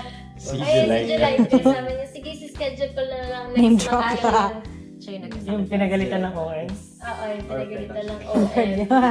Kasi nagkasakit daw. Sige, i-schedule ko na lang next month yung sakit ko. Alam niyo yung meme na yung naka-bandage niya yung buong katawan. Tapos sabi niya, kaya mo pa rin mag-half day, sabi ni TL. Yung OM niya. Sinetapan niya na ng computer sa gilid daw. Ayoko naman nabasa ko sa Facebook. Sa Facebook lang, Teresa. Parang sabi, yung HR nag-message dun sa, nabasa ko niya. Sabi niya, minimessage kita kasi sinabi mo daw sa TL mo, bakit siya parang tanga-tanga. Tanga ka ba, ganun. Bakit mo sinabi yon? Parang sabi. Nagsumagot yung employee, sabi niya, nanay niya to. Yung anak ko nasa ICU. Tapos, sabi nung TL, tinatanong ng TL niyo kung papasok ba siya. Ang sabi ko, tanga ka ba? Sa ICU nga. Sa ICU na nga eh. Ay, ang sabi din ni Flip, makakapag-half day. Mag-half day. Sa ICU na nga. Intensive care yung Kaya ang sabi ko, tanga ka ba? Isa ka rin tanga eh. Sabi. Diyos ko. Ayun. Dahil talaga sa BPO. Nung namatayan nga ako eh. Pinapasok nila. Kahit hindi sa BPO. Pumasok ka naman. Pimasok na lang ako. Hindi ko naman siya sinabihang Ganun talaga normally yung corporate structure. May naalala ko, may ginawa akong meme nun eh. Yung sabi dun sa meme ko, absent ka lang pag sumuka ka ng dugo, tas asterisk, sumuka ka ng dugo. TL, papasok ka pa ba? To be fair, kasi yung mga TL din, Sila nagbibigay ng masira yung reports KPIs nila. Bounded din sila kasi saya. Kahit train or Sila rin yung nag-i-explain. umuulan na ng malakas binabagno, kailangan mo pumasok. Alam yung picture ng baha, tas yung call center agent naka-scuba diving kit. kasi may pizza naman daw sa office. Pakonsuelo. Yung sagot sa lahat yung corporate answer nila, pizza eh. Kaya na natin din ako pag-pizza kasi baka Dapat idagdag natin yung yun. Italian tayo dito. Parang kakakain mo Venice. na nung cake Beer. nung Venice. nung isang araw Ano tayo, petition Cake ka pa tayo kasi ng bahay, di ba? Hindi mo na ubos na yun. Sign tayo ng petition, magpatayo si Miss Rin ng Pizza shop. pizza oven. Oh my God. Ingapasan pa to. The bread. Si Joseph naman nagre-request pa-dialysis daw sa bobo. Dialysis? Kakapandit kanton. UTI. Oh God. Kaya di ay. Number one pa naman Dialysis ako eh. doon. Uy, speaking of UTI, wait lang, personal experience ko. Pero mahal na mahal ko naman yung TL ko. Alam ko naman, she means well. Ay, alam ko yun. Pumasok kasi ako, medyo mainit na yung pakiramdam ko. Tapos, sabi ko, TL, can I go for a leave today? Kasi I'm already feeling well. Sabi niya, nak, sige, kailangan mong pumasok ka.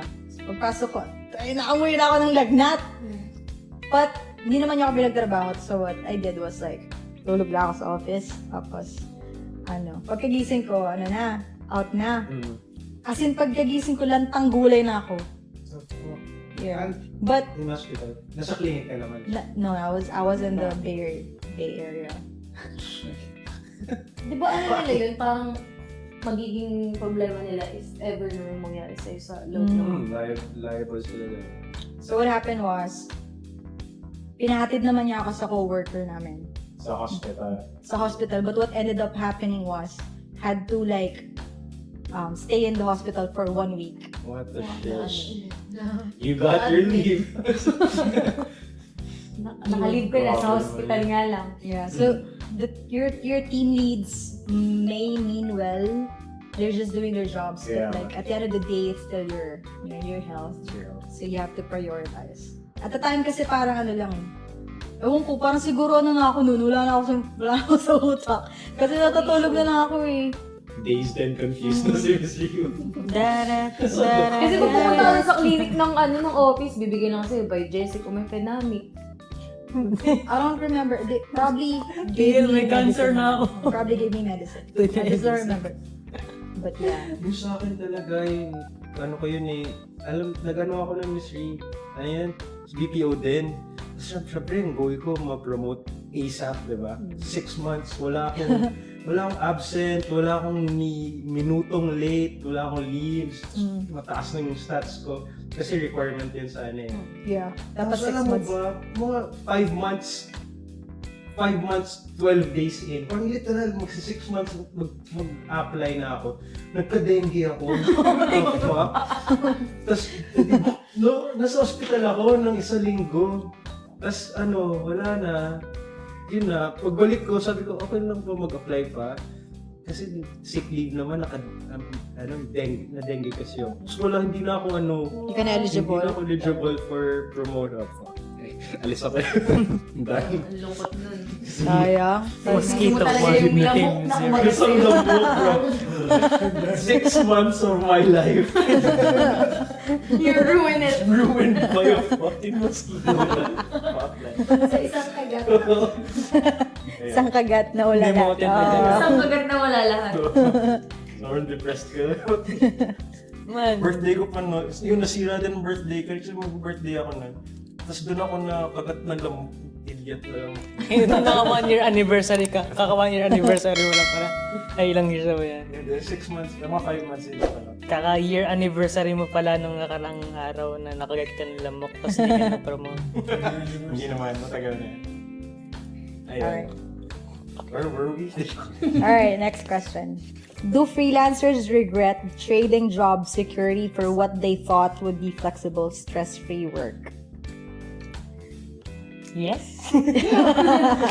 Yes, financially, yes. What can I say? Yeah. I prefer chaos. Yeah. Ayoko lang talaga ng normal structures. Isipin mo man, nasa isa kang castle. Tapos, dun sa castle na yun, punong-puno ng hard labor. Nag-blacksmithing ka, gano'n. Nagdadala ka ng sako ng bigas. Tapos, eventually, lalabas na ako ng castle. Tapos, farming na lang ako. Pero dun sa castle, busog ka. Well, Tapos, yeah. may option ka na lumabas and to scavenge for yourself. Pero may taxes ka pa sa king and queen stuff. Tapos, pag lumabas ka ng castle, doon ka na lang, mag-farming ka na lang. Sarili kang, magkasayo ang sarili mong shop. Tapos, hello, adventure! It's a really good Sa actually. gabi may mga lobo. Oo, may mga lobo. Tapos, kailangan mo pang ikaw mag-vent at mag-herd ng shit mo, gano'n. Kailangan mo pa mag-edit si Van ng castle mo. Mas mahirap siya. Mas mahirap siya, pero Fun lang. you have your own things to do. But, yeah. Yun talaga, kung ano yung priority mo sa buhay. If kung gusto mo ng long-term work na may security in the end, then stick to corporate jobs. It's not bad. Pero kung gusto mo ng slightly relief, Adventurous. kung gusto mo ng luxury of working from home, hindi mo talaga kaya. Yeah, tapos interesting jobs. You can have the same amount of security as sa BPO kung paghihirapan mo. Na may mga naman dyan. pwede ka kumuha ng financial advisor mo, although gastos pa rin yun. O kaya, ikaw, magsipag ka na lang magbayad ng benefits mo. Ano mo. Kailangan mo kasi talaga yung record din. Ikaw na lang magsipag sa sarili mo. Sarili mo yan eh. Actually. Diba? You're on your own kasi pag freelancing. Yung mahirap na nga lang dyan is yung retirement mo. Anong That's true. gagawin? Yeah. So, kailangan mo mag-plan ahead talaga. Kasi wala kang retirement benefits, freelancer ka. Yeah. Kailangan magtayo ka na ng maybe business na iikot yung pera. Bigasan, tubigan. It's a way of life. Not everyone's cup of tea. I like it. Okay. So then, last question to that topic is, do you guys think that freelancing is leading people into financial instability with no guarantees of consistent income? That's on them. That's you. That's a you problem, bro. That's a new problem. That's a you problem. You can, no. I mean, just try it out, guys. I mean, it's fine. sa freelancing, you set your own price, you set your own brand. If you are financially unstable, then you might have done something wrong with you. So that's There aren't that's gonna on be you. there aren't gonna be clients all the time though for some people or for some freelancers. Yeah, it's kind of like a Yeah, business. Yung business ganun din eh. Unstable, you don't know what's gonna happen. Your BPO account might get dissolved Siguro sa last someday. Yeah. Or something. Sabi natin Makes may sense. coffee shop ka, may mga araw na walang... May mga Ang seasonal kagandahan or lang sa trend. freelancing, unlike sa BPO, since nga parang magkatulad lang sila, what if ma-resolve yung account? Tapos sa freelancing naman, what if takbuhan ka ng client or tapos na yung contract mo? Sa freelancing kasi may option ka na 2 client, 3 client yung kunin mo. So if any case na wala yung isa, at least may 2 ka pa. Sa BPO, kailangan mag-isa lang talaga, nag-stick ka lang. Hindi ka constricted sa isang niche or sa yeah. isang Kaya job mga position. fun, daming fun. Pwede kang mag-explore. That's why branding matters as well talaga pag freelancing. That's a way for you to get clients eh. So, kung hindi ka mag-pay attention sa how you market yourself, what platforms you're using, kung paano may benta yung products mo, wala talaga makukuha client dun. So, you have to take a look at every angle and stuff. So if financially unstable ka sa freelancing, that happens sometimes, that's normal, especially when you're starting out. Pero kung you've been a freelancer for 10, 15, 20, 30 years, or you've been freelancing since you Maybe were a couple of toddler, years. yeah, you know, Someday. tas ano ka pa rin. Para kayo, yung Imagine meme ko yung talaga. baby nagkakaba. yung meme, yung meme na yung why are vampires in movies so rich? Tapos nakalagay doon kung you've been broke since 1988. You Might as well just better- step into the sun Just step into the sun. and kill yourself. Same thing, bro. If you've been broke since your 20 years of freelancing, you're still broke, man. You're doing something wrong, 100 years ka walang kwenta. man. Yeah, for sure may rainy days. Yeah. But yeah, may mga ganun. Seasonal, may drought talaga pag freelancing na. Kaya talaga I don't encourage anybody like jumping head straight to freelancing. Yeah. Like what I always say, there is a thick line that you need to cross. Thick line. You need to prepare for it. Yeah. Plan your brand. Kasi hindi talaga siya nagpabilis. I mean, kadali. True. Puro rainbows and butterflies. If you get your first client, hold on into it. Kahit gaano pa hirap. Hold on to it. Saka hindi lahat ng freelancer. I mean, if you really want to have a consistent income, you need to grind or work more. Pag gusto mo consistent income, go for corporate. It's not bad. Pero kung consistent income sa freelancing, fix your branding, market yourself, sell yourself.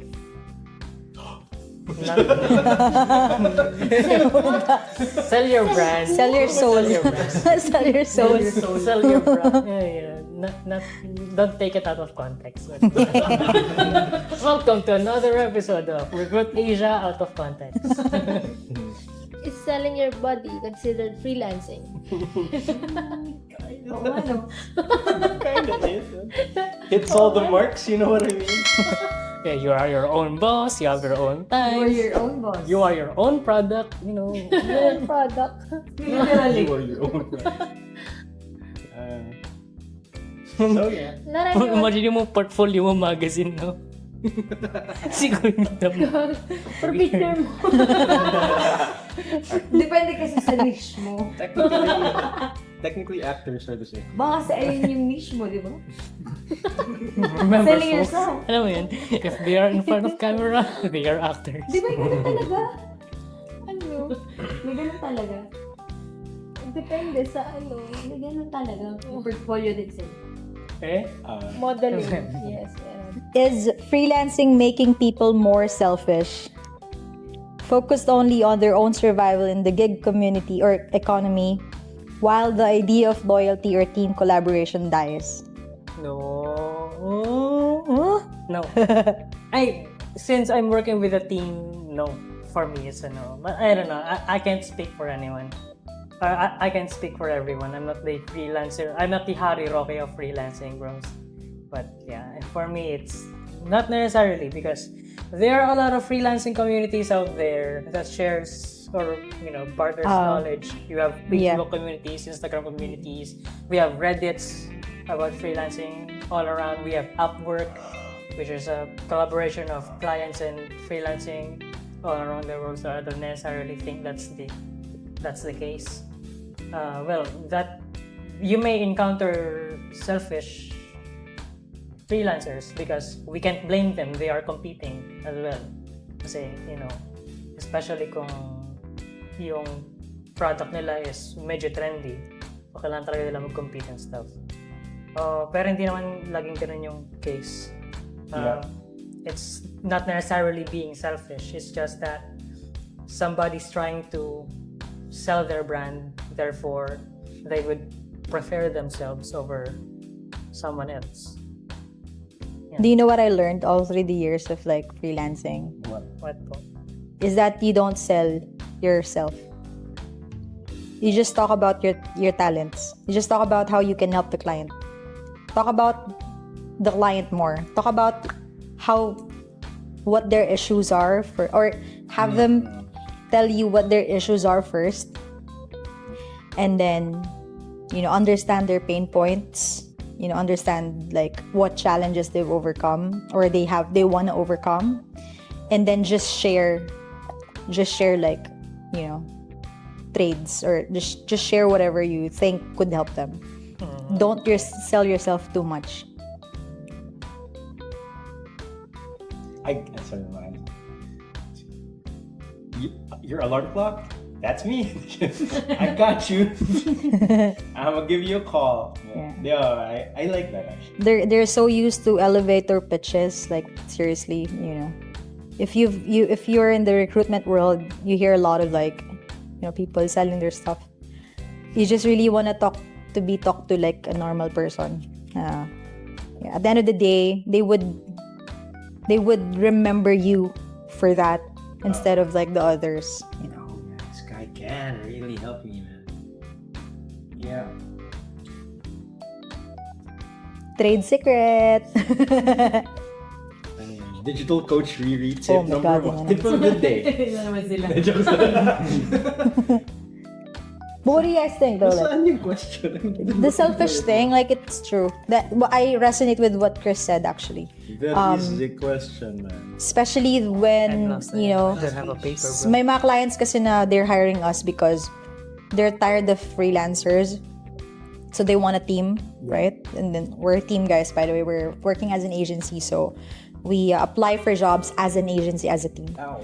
So then, and then coming into the contract, the freelancers are really, mararamdaman mo talaga animosity, legit.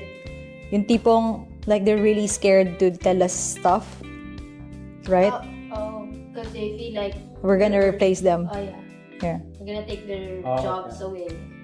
So they end up sabotaging us, our team. And in turn, they were sabotaging themselves. Yeah. they were the ones who got like kicked off because of their attitude. And the guys that, helped us, they stayed.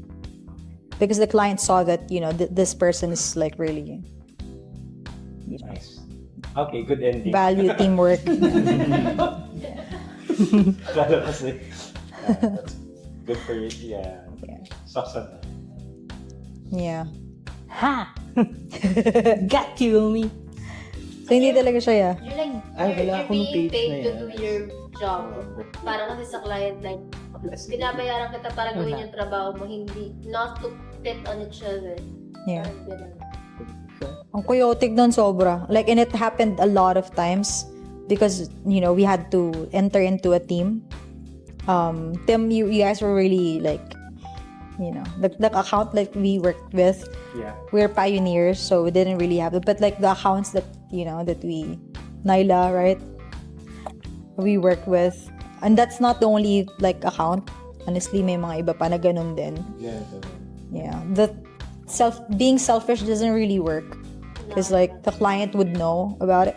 And it speaks negatively about you too. Yeah. Sa akin din eh. If I'm in a company, parang I don't think selfishly. Parang feel ko it's always about teamwork. Yeah. You're being paid to do your job, not to cause drama. Yeah. True. How can I help them? Should be more about that. They're not gonna see your worth if you're keeping it to yourself. Nyla 2024. That's yung pinatuto mo eh. Digital coach na. Digital coach Nyla. Nyla. Ganun H. What do you think? Ganun QH. Nylife advice. My life advice. Thanks lang. Wait, tahimik lang. Si JB pati. Sample girl ka. Well, I think, yeah. Nya. Hindi siya magiging selfish if you're an independent freelancer. And still, nandun yung idea of loyalty. Yeah. Kasi sabi, the idea of loyalty or team collaboration. They are being selfish kasi parang they're thinking of their own, right? So they're not really thinking of the company itself But for their own merit. Parang, yun dun kasi yung mali eh. Parang, yun kasi yung exactly na nangyari dun, right? I think if they would have just helped us, help them, right? I doubt that they're gonna, If it's a team collaboration though, or team effort, kasi I've had my team like share their skills and experiences with the other person, and then that other person takes all the credit for it. kaya nga, they're selfish then. Yeah. Kasi it's no longer... That person yung tinulungan namin, that person's selfish. Yeah. Yeah, that's what I'm saying. So that parang yun na rin yung naging reason ng fallback nila, parang, And so the client knows that hindi lang naman siya yung nag-work, right? Yeah, yes. So, parang, ginawa niyang alam mo yun, parang, nagsinungaling ka na nga, tapos hindi pa sinungaling, yung kasinungalingan mo, hindi pa siya ganun ka-solid. Convincing. Bumalik sa iyo kasinungaling. Credit Buti grab. nga sa kanya. Ayoko nung credit card. Yun yung pinaka-pet peeve. Yeah, same. May ganun akong katrabaho dati na Credit grabbers. ako yung gagawa ng idea, so ako mag-set up ng lahat. Tapos siya mag-represent. Siya mag-represent. Tapos No, man. I've had someone like that happened to like someone I know from the other team. Like, dalawa silang mag-best friend, and then it's the other friend's task, pero siya yung gumawa. Tapos, parang ginrab nung friend niya yung credit. And so, yung other friend niya, yun yung natanggal. Yung Oh gumawa. my God, really? Yung gumawa yung natanggal. Bakit? So the client knew? Hindi, kasi... No, kasi task nung friend niya yun eh. Ginawa niya yung task ng friend niya. Yeah. Ay, Siya pa yung natanggal. Tapos siya pa yung natanggal. siya pa yung natanggal. Kasi mali yung ginawa niya. Hindi. Hindi, Kasi kasi- yung friend niya, yung friend niya, inangkin Yung credit, Yung credit. kasi nga, task niya yun. Oh. I'm gonna tell you who they are later. No? Oh, okay, sure. What? But that happened in real life. Sobrang naman nun. Ako na yung tumulong. Ako pa yung natanggal. Ako natanggal. Wala naman eh. Hindi. Tinulungan niya. Oo. Tapos, since hindi niya task yun, siya yung gumawa. So, feeling ng client, yung, Magaling yung friend mo. kasi siya yung, sa kanyang task yun natapos. Oo. Pero di alam ng client, hindi siya yung gumawa. Oo. Ah, yan. Bakit Man. hindi na ba pwede mag-explain? Hindi, kasi she's not supposed to help her in the first place. Right. Kasi hindi naman niya yung tasks. So, hindi mo siya pwedeng i-grab. Hindi niya pwedeng i-grab. He can though. She can. I mean, she can tell the client that, hey, that wasn't, I don't know. I didn't do that. That was I don't know me. if the client knows though. Kasi although siya yung natanggal. Interesting. Di ba dapat nga yung ginawa niyong matatanggal kasi nagpagawa siya? Or Hindi, parang kasi out of the friends' kindness na lang Siguro best friends niya ay ganun. Oh, so is that why like they're really selfish then I guess? Because like it's a dog eat world dog. I think selfishness dog is a eat people dog world. thing. You don't have to be. Holy crap. Pero that's all good that. Ano yan? Jamaica, ano yan? Clients see freelancer as disposable tools rather than valuable partner, knowing they can easily replace them.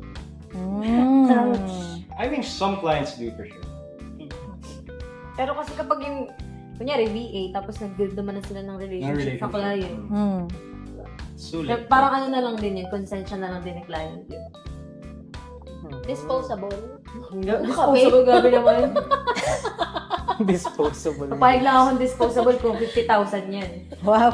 Disposable. Okay lang. Sinabi ko sa ilog, no? Hindi naman ganun. Hindi mo kasabal Ano ka yung lang. tingin nyo guys?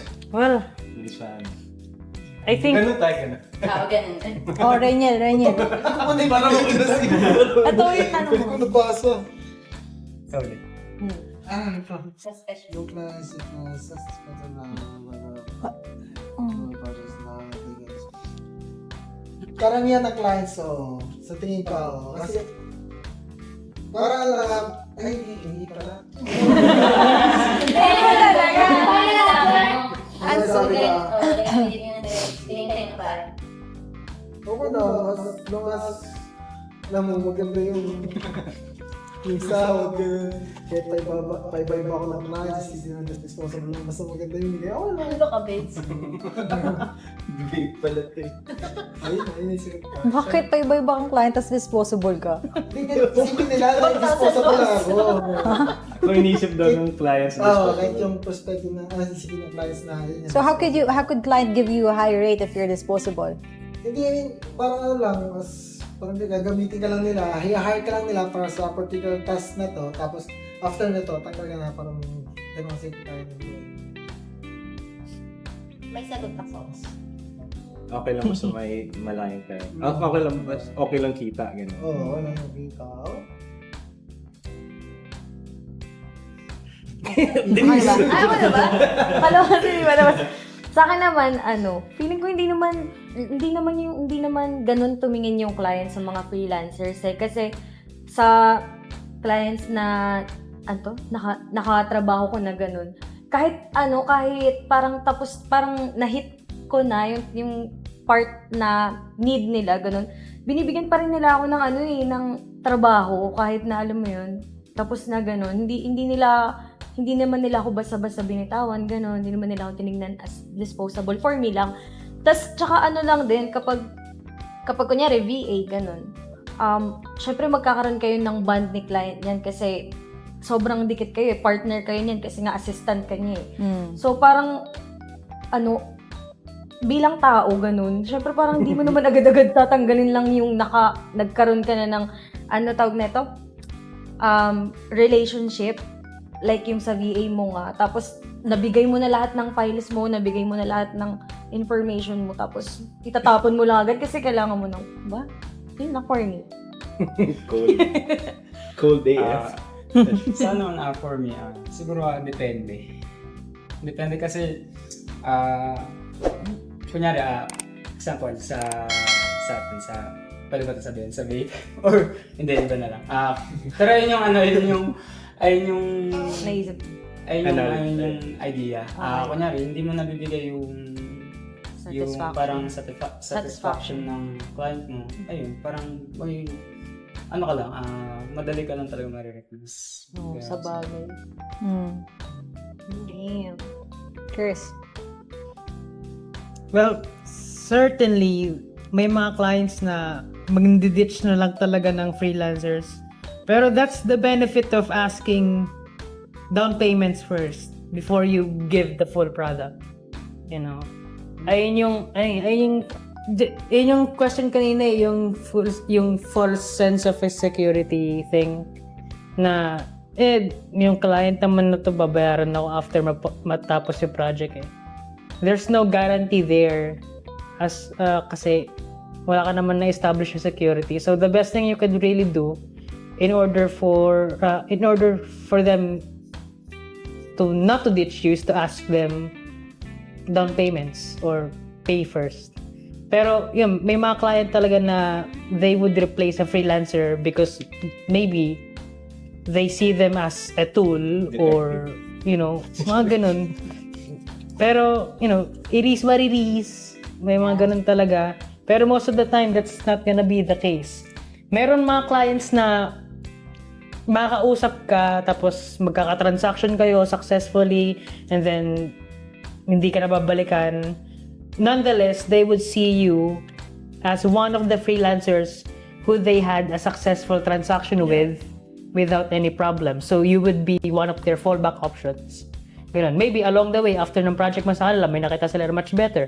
Which is likely, di ba? Kasi may mga ibang freelancers din naman. Pero you would be a backup plan for them. Maybe wala na silang option, pero ikaw, natandaan nila na, uy, itong freelancer na to, nagkaroon kami ng successful transaction before. Babalikan ka nila. Lalo na kung project. Ganun talaga pag project-based ka or, anything else. Pero, may mga ganyan na clients, pero that's not always gonna be the case kung freelancer ka. Kaya nga, in order for them not to ditch you or replace you while nasa kalagitnaan pa kayo ng project or ask ka na lang ng down payment or something to secure the transaction. Make them not leave you. O kaya magbigay ka ng malupit na output. Magandang output para maging mas memorable ka sa kanila. Or give them deals like, hey, since matagal na kitang client, maybe I can give you 2% discount, ganito, ganyan. Mga ganun ba? Yun lang. Sa akin, if you act like a disposable tool naman kasi, then you will be a disposable tool to clients. Yeah. Yung point nun, when clients hire you, investment naman na yun. You are an investment. Kasi conversations nyo, mag-build ng relationship, Yeah. So, normally, may liberty, may freedom naman yung clients na tanggalin ka. Yeah, of course. Talaga, at any point. Pero kung nakikita nila yung value mo, hindi naman. Hindi nila gagawin. Kasi una, they are spending time. They're spending time with you. They are exchanging informations din. Bibigyan siya ng assets, ganito, ganyan, mabayaran ka nila, ganyan. Bali parang ang hassle pag i-replace ka nila, tapos valuable ka naman. Pero ka talaga, hindi ka talaga para sa client na yan kasi kung wala talaga yung chemistry and stuff. Hindi wala. Ganon din yung side ng freelancer. Kung pa-ditch ka ng client, ulit ka ng transaction. Back to rapport building ka na naman, back to, transactions ka na naman, exchange ng information, paulit-ulit lang. Tapos, to the point na feeling mo wala na natapos. So I think it's to everyone's benefit kung may relationship building. Pero may ganyan talaga. Yeah. Ang tawag sa kanila, Sino yun? Go, Naila. Life advice. No one will ever really view you as disposable if you're valuable. Yeah. Tim? Kahit sa kahit in a relationship or it's a bad thing. Like in life, na parang you're just Gagamitin. yun. Gagamitin ka lang kasi may silbi ka sa kanila. Yun. My life advice. Pero pag wala na, of course, you'd be disposable. Tsaka, kaya ka nga hinire ni client to do your job. So like, if you're not really bringing anything to the table, if you're not being valuable to them, then of course, we're really gonna let you go. Kasi parang, there's no sense in paying you for doing nothing. Kasi business is, at the end of the day, business is business. True. Business is business. Hindi ka nila hinire para maging friend. Before I let you go, Okay I want to Kasi that's what the hard truth yun. Kasi when I was like working my ass off for this company and then afterwards, parang at the end of my like employment, yung mga nagkakasakit period na ako na parang hindi na ako nakakapasok.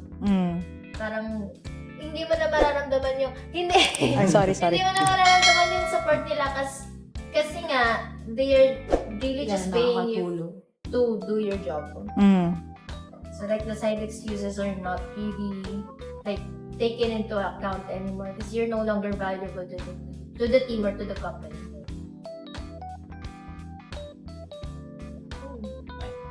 Okay.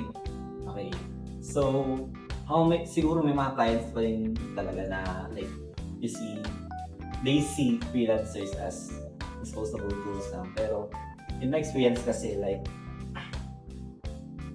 I can say that I'm a valuable partner of my client. Kasi nung time na nagka-commission ako, I have a client from Sweden. And natatakot ako kasi ng ibang bansa. Pero kilala ko naman siya. Like, she went here to the Philippines for the event. Tapos naging kaibigan ko din. So, nung bumalik siya doon, nag-ask siya if pwede ba ako, like free ba ako, gano'n. Tapos natatakot ako kasi parang ayoko siyang kunin. Nagpa-commission siya like portraits. Tapos nung nagandaan siya, ayun, nung nagustuhan niya, she suggests na, what if tulungan kitang lahat ng client. So, yun doon ko na feel na valuable partner para sa kanya. Tapos nakuha ko ng client from another bansa ulit, na friend niya from Singapore, Hawaii, Grabe. Nice. yeah. So, Let's go. So that's why freelancers are still part of the client's success talaga, regardless of the certain problems na unexpectedly occurred. Ayun. Last na. I just thought of it. Like, don't take it against yourself if the client like disposes you or like kapag tinanggal ka nila after you do your job or like if it's a project based after you do your project kasi it just means it sometimes just means na parang hindi na nila kailangan yung they no longer need the support or the service. the service or your skills but it doesn't really like it doesn't directly go, it goes against you, so don't get discouraged. Yeah. My life advice. Yung gagawin niya na, it's gonna be a thing. It's gonna be a thing. From today henceforth. Yes. From today henceforth, I shall name you my life advice. Ginagana natin ng espada. You, sir, my life advice. Okay na guys, let's go. Sabi niya na joke lang. Okay, game. I guess just adding to that, we didn't really discuss. You probably have not watched our previous episode. You should, but just adding to what Nyla said, there are two types of freelancers kasi. So one hourly, one is project based. So project based really doesn't. You really shouldn't take that against you because you're only contracted for a certain period of time, and it's the client prerogative if they do have the budget for it, and if you really are valuable to them outside of the project, then they may get you for like another contract. Pero because the contract started as project based, you really can't take it, against them, or you really can't expect that they're really gonna, get you for another contract. And those are the type of contracts that you have to be really, you have to plan for like after that project, because obviously, for a fact that the job is gonna end at a certain time, right? So those are the kind of projects that you have to really be, you have to really prepare for the rainy days. And after that, you should tell the client that, hey, give me a heads up maybe 2 months before. If there's another project for me, then I would take it because we already worked, right? And you guys, I'm okay with you guys. Like, I'm happy working with you. But if you're not gonna get me for another project, then let me know, because I need to find another project after that. All right? The client would definitely understand, right? If you ask that question, because it's your living, right? And please make sure that you ask your client about your job description, whether or not you're hired just for a certain time, because usually freelancers usually freelancers will just have like a start and end date. So usually 6 months. Thankfully for us, like most of our clients are long term, so yeah. And that's the thing with agencies. Like most of the time, they get an agency or like a company for long term purposes. For independent contractors, though, that's like, it's 50-50, guys. That's the bad thing about working alone, because you don't really have the security, because you're working for yourself, right? That's how businesses is. And you have to accept that's the hardest truth about working as a business. Working hourly, though, you're only, I second what Nyla and Chris and Tim said, you're only disposable if you are disposable. So, walang taong disposable unless you make yourself really trash. So like, make yourself, as a freelancer, that's why we always value knowledge, we value, skills, because freelancing is never really constant. There's always, ways to improve. And that's what freelancers are basically, right? Because like, you hire people from outside your skill set. That's how business, me personally, I'm a business owner, so I want to hire somebody who knows better than me, or who I know could help me get my business bigger, right? Nobody would hire you for nothing. Nobody, like Nyla said, 2024, nobody would hire you for nothing. There has to be a reason, why you're, and that's business, guys. You can't, if you let your emotions like run your mouth, it's really not gonna, it's not really gonna help you in the long run. I'd rather you guys be, rational about this and think it through, right? At the end of the day, we are being paid for a living, and you may be friends, maybe whatever relationship you might have with your partners or your clients, but at the end of the day, they have to do what's best for them, right? And you can't fault them for that. Right? And you have to do what's best for you too, right? So if you think that maybe finding a different job is better, then go do you. If you think that a second job is, kaya mo naman, then why not, right? Basically, I'm not saying that freelancing is like I'm not been generalizing freelancing, because thankfully, out of the years of experience I have, like I can only count on my fingers how many clients has like, ditched us or like ghosted us. And that's like on the worst case scenario. I'm saying that. Clients are really gonna help you guys. The people, the people outside, US, UK, Australia, like these clients, they're really good. They're really helpful. They're human beings too. So they're really gonna help you a lot. Legit. May mga ganun talagang client. And that's like the beauty of freelancing. Basically, all right, just generalizing, save some for the rainy days, and always upskill. It's just. Tsaka to add something with it, Sa specific na niche, let's say, sa isang skill na to, there are a list, let's say, 20 freelancers. And what the client would do is get one freelancer out of 20. Diba? Get one and then ditch it, get another, ditch it again out of the 20. It just minimizes their options on how many freelancers they can, That's true. plus they are also, maybe they're paying for the platform that they're using to look for freelancers. So by ditching freelancers over and over again, they're just gonna This is Make their world smaller.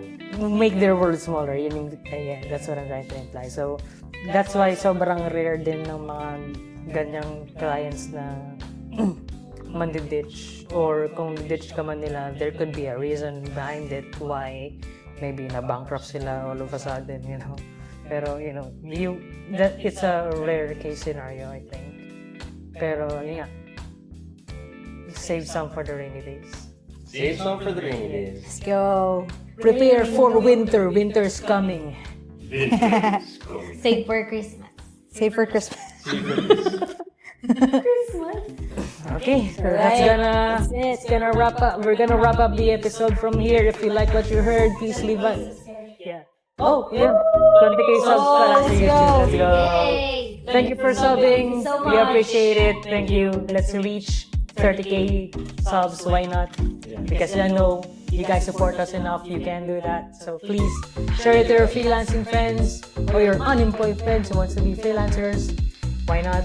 So yeah, thank you for the subs, thank you for the likes, and please share it to your freelancing friends again. Make sure you stay tuned because we will be uploading another podcast episode. We'll see you next week or next week. Or yeah, next one. Let's go! Thank you guys so much. Bye! Yeah! Kailan next time na ako eh.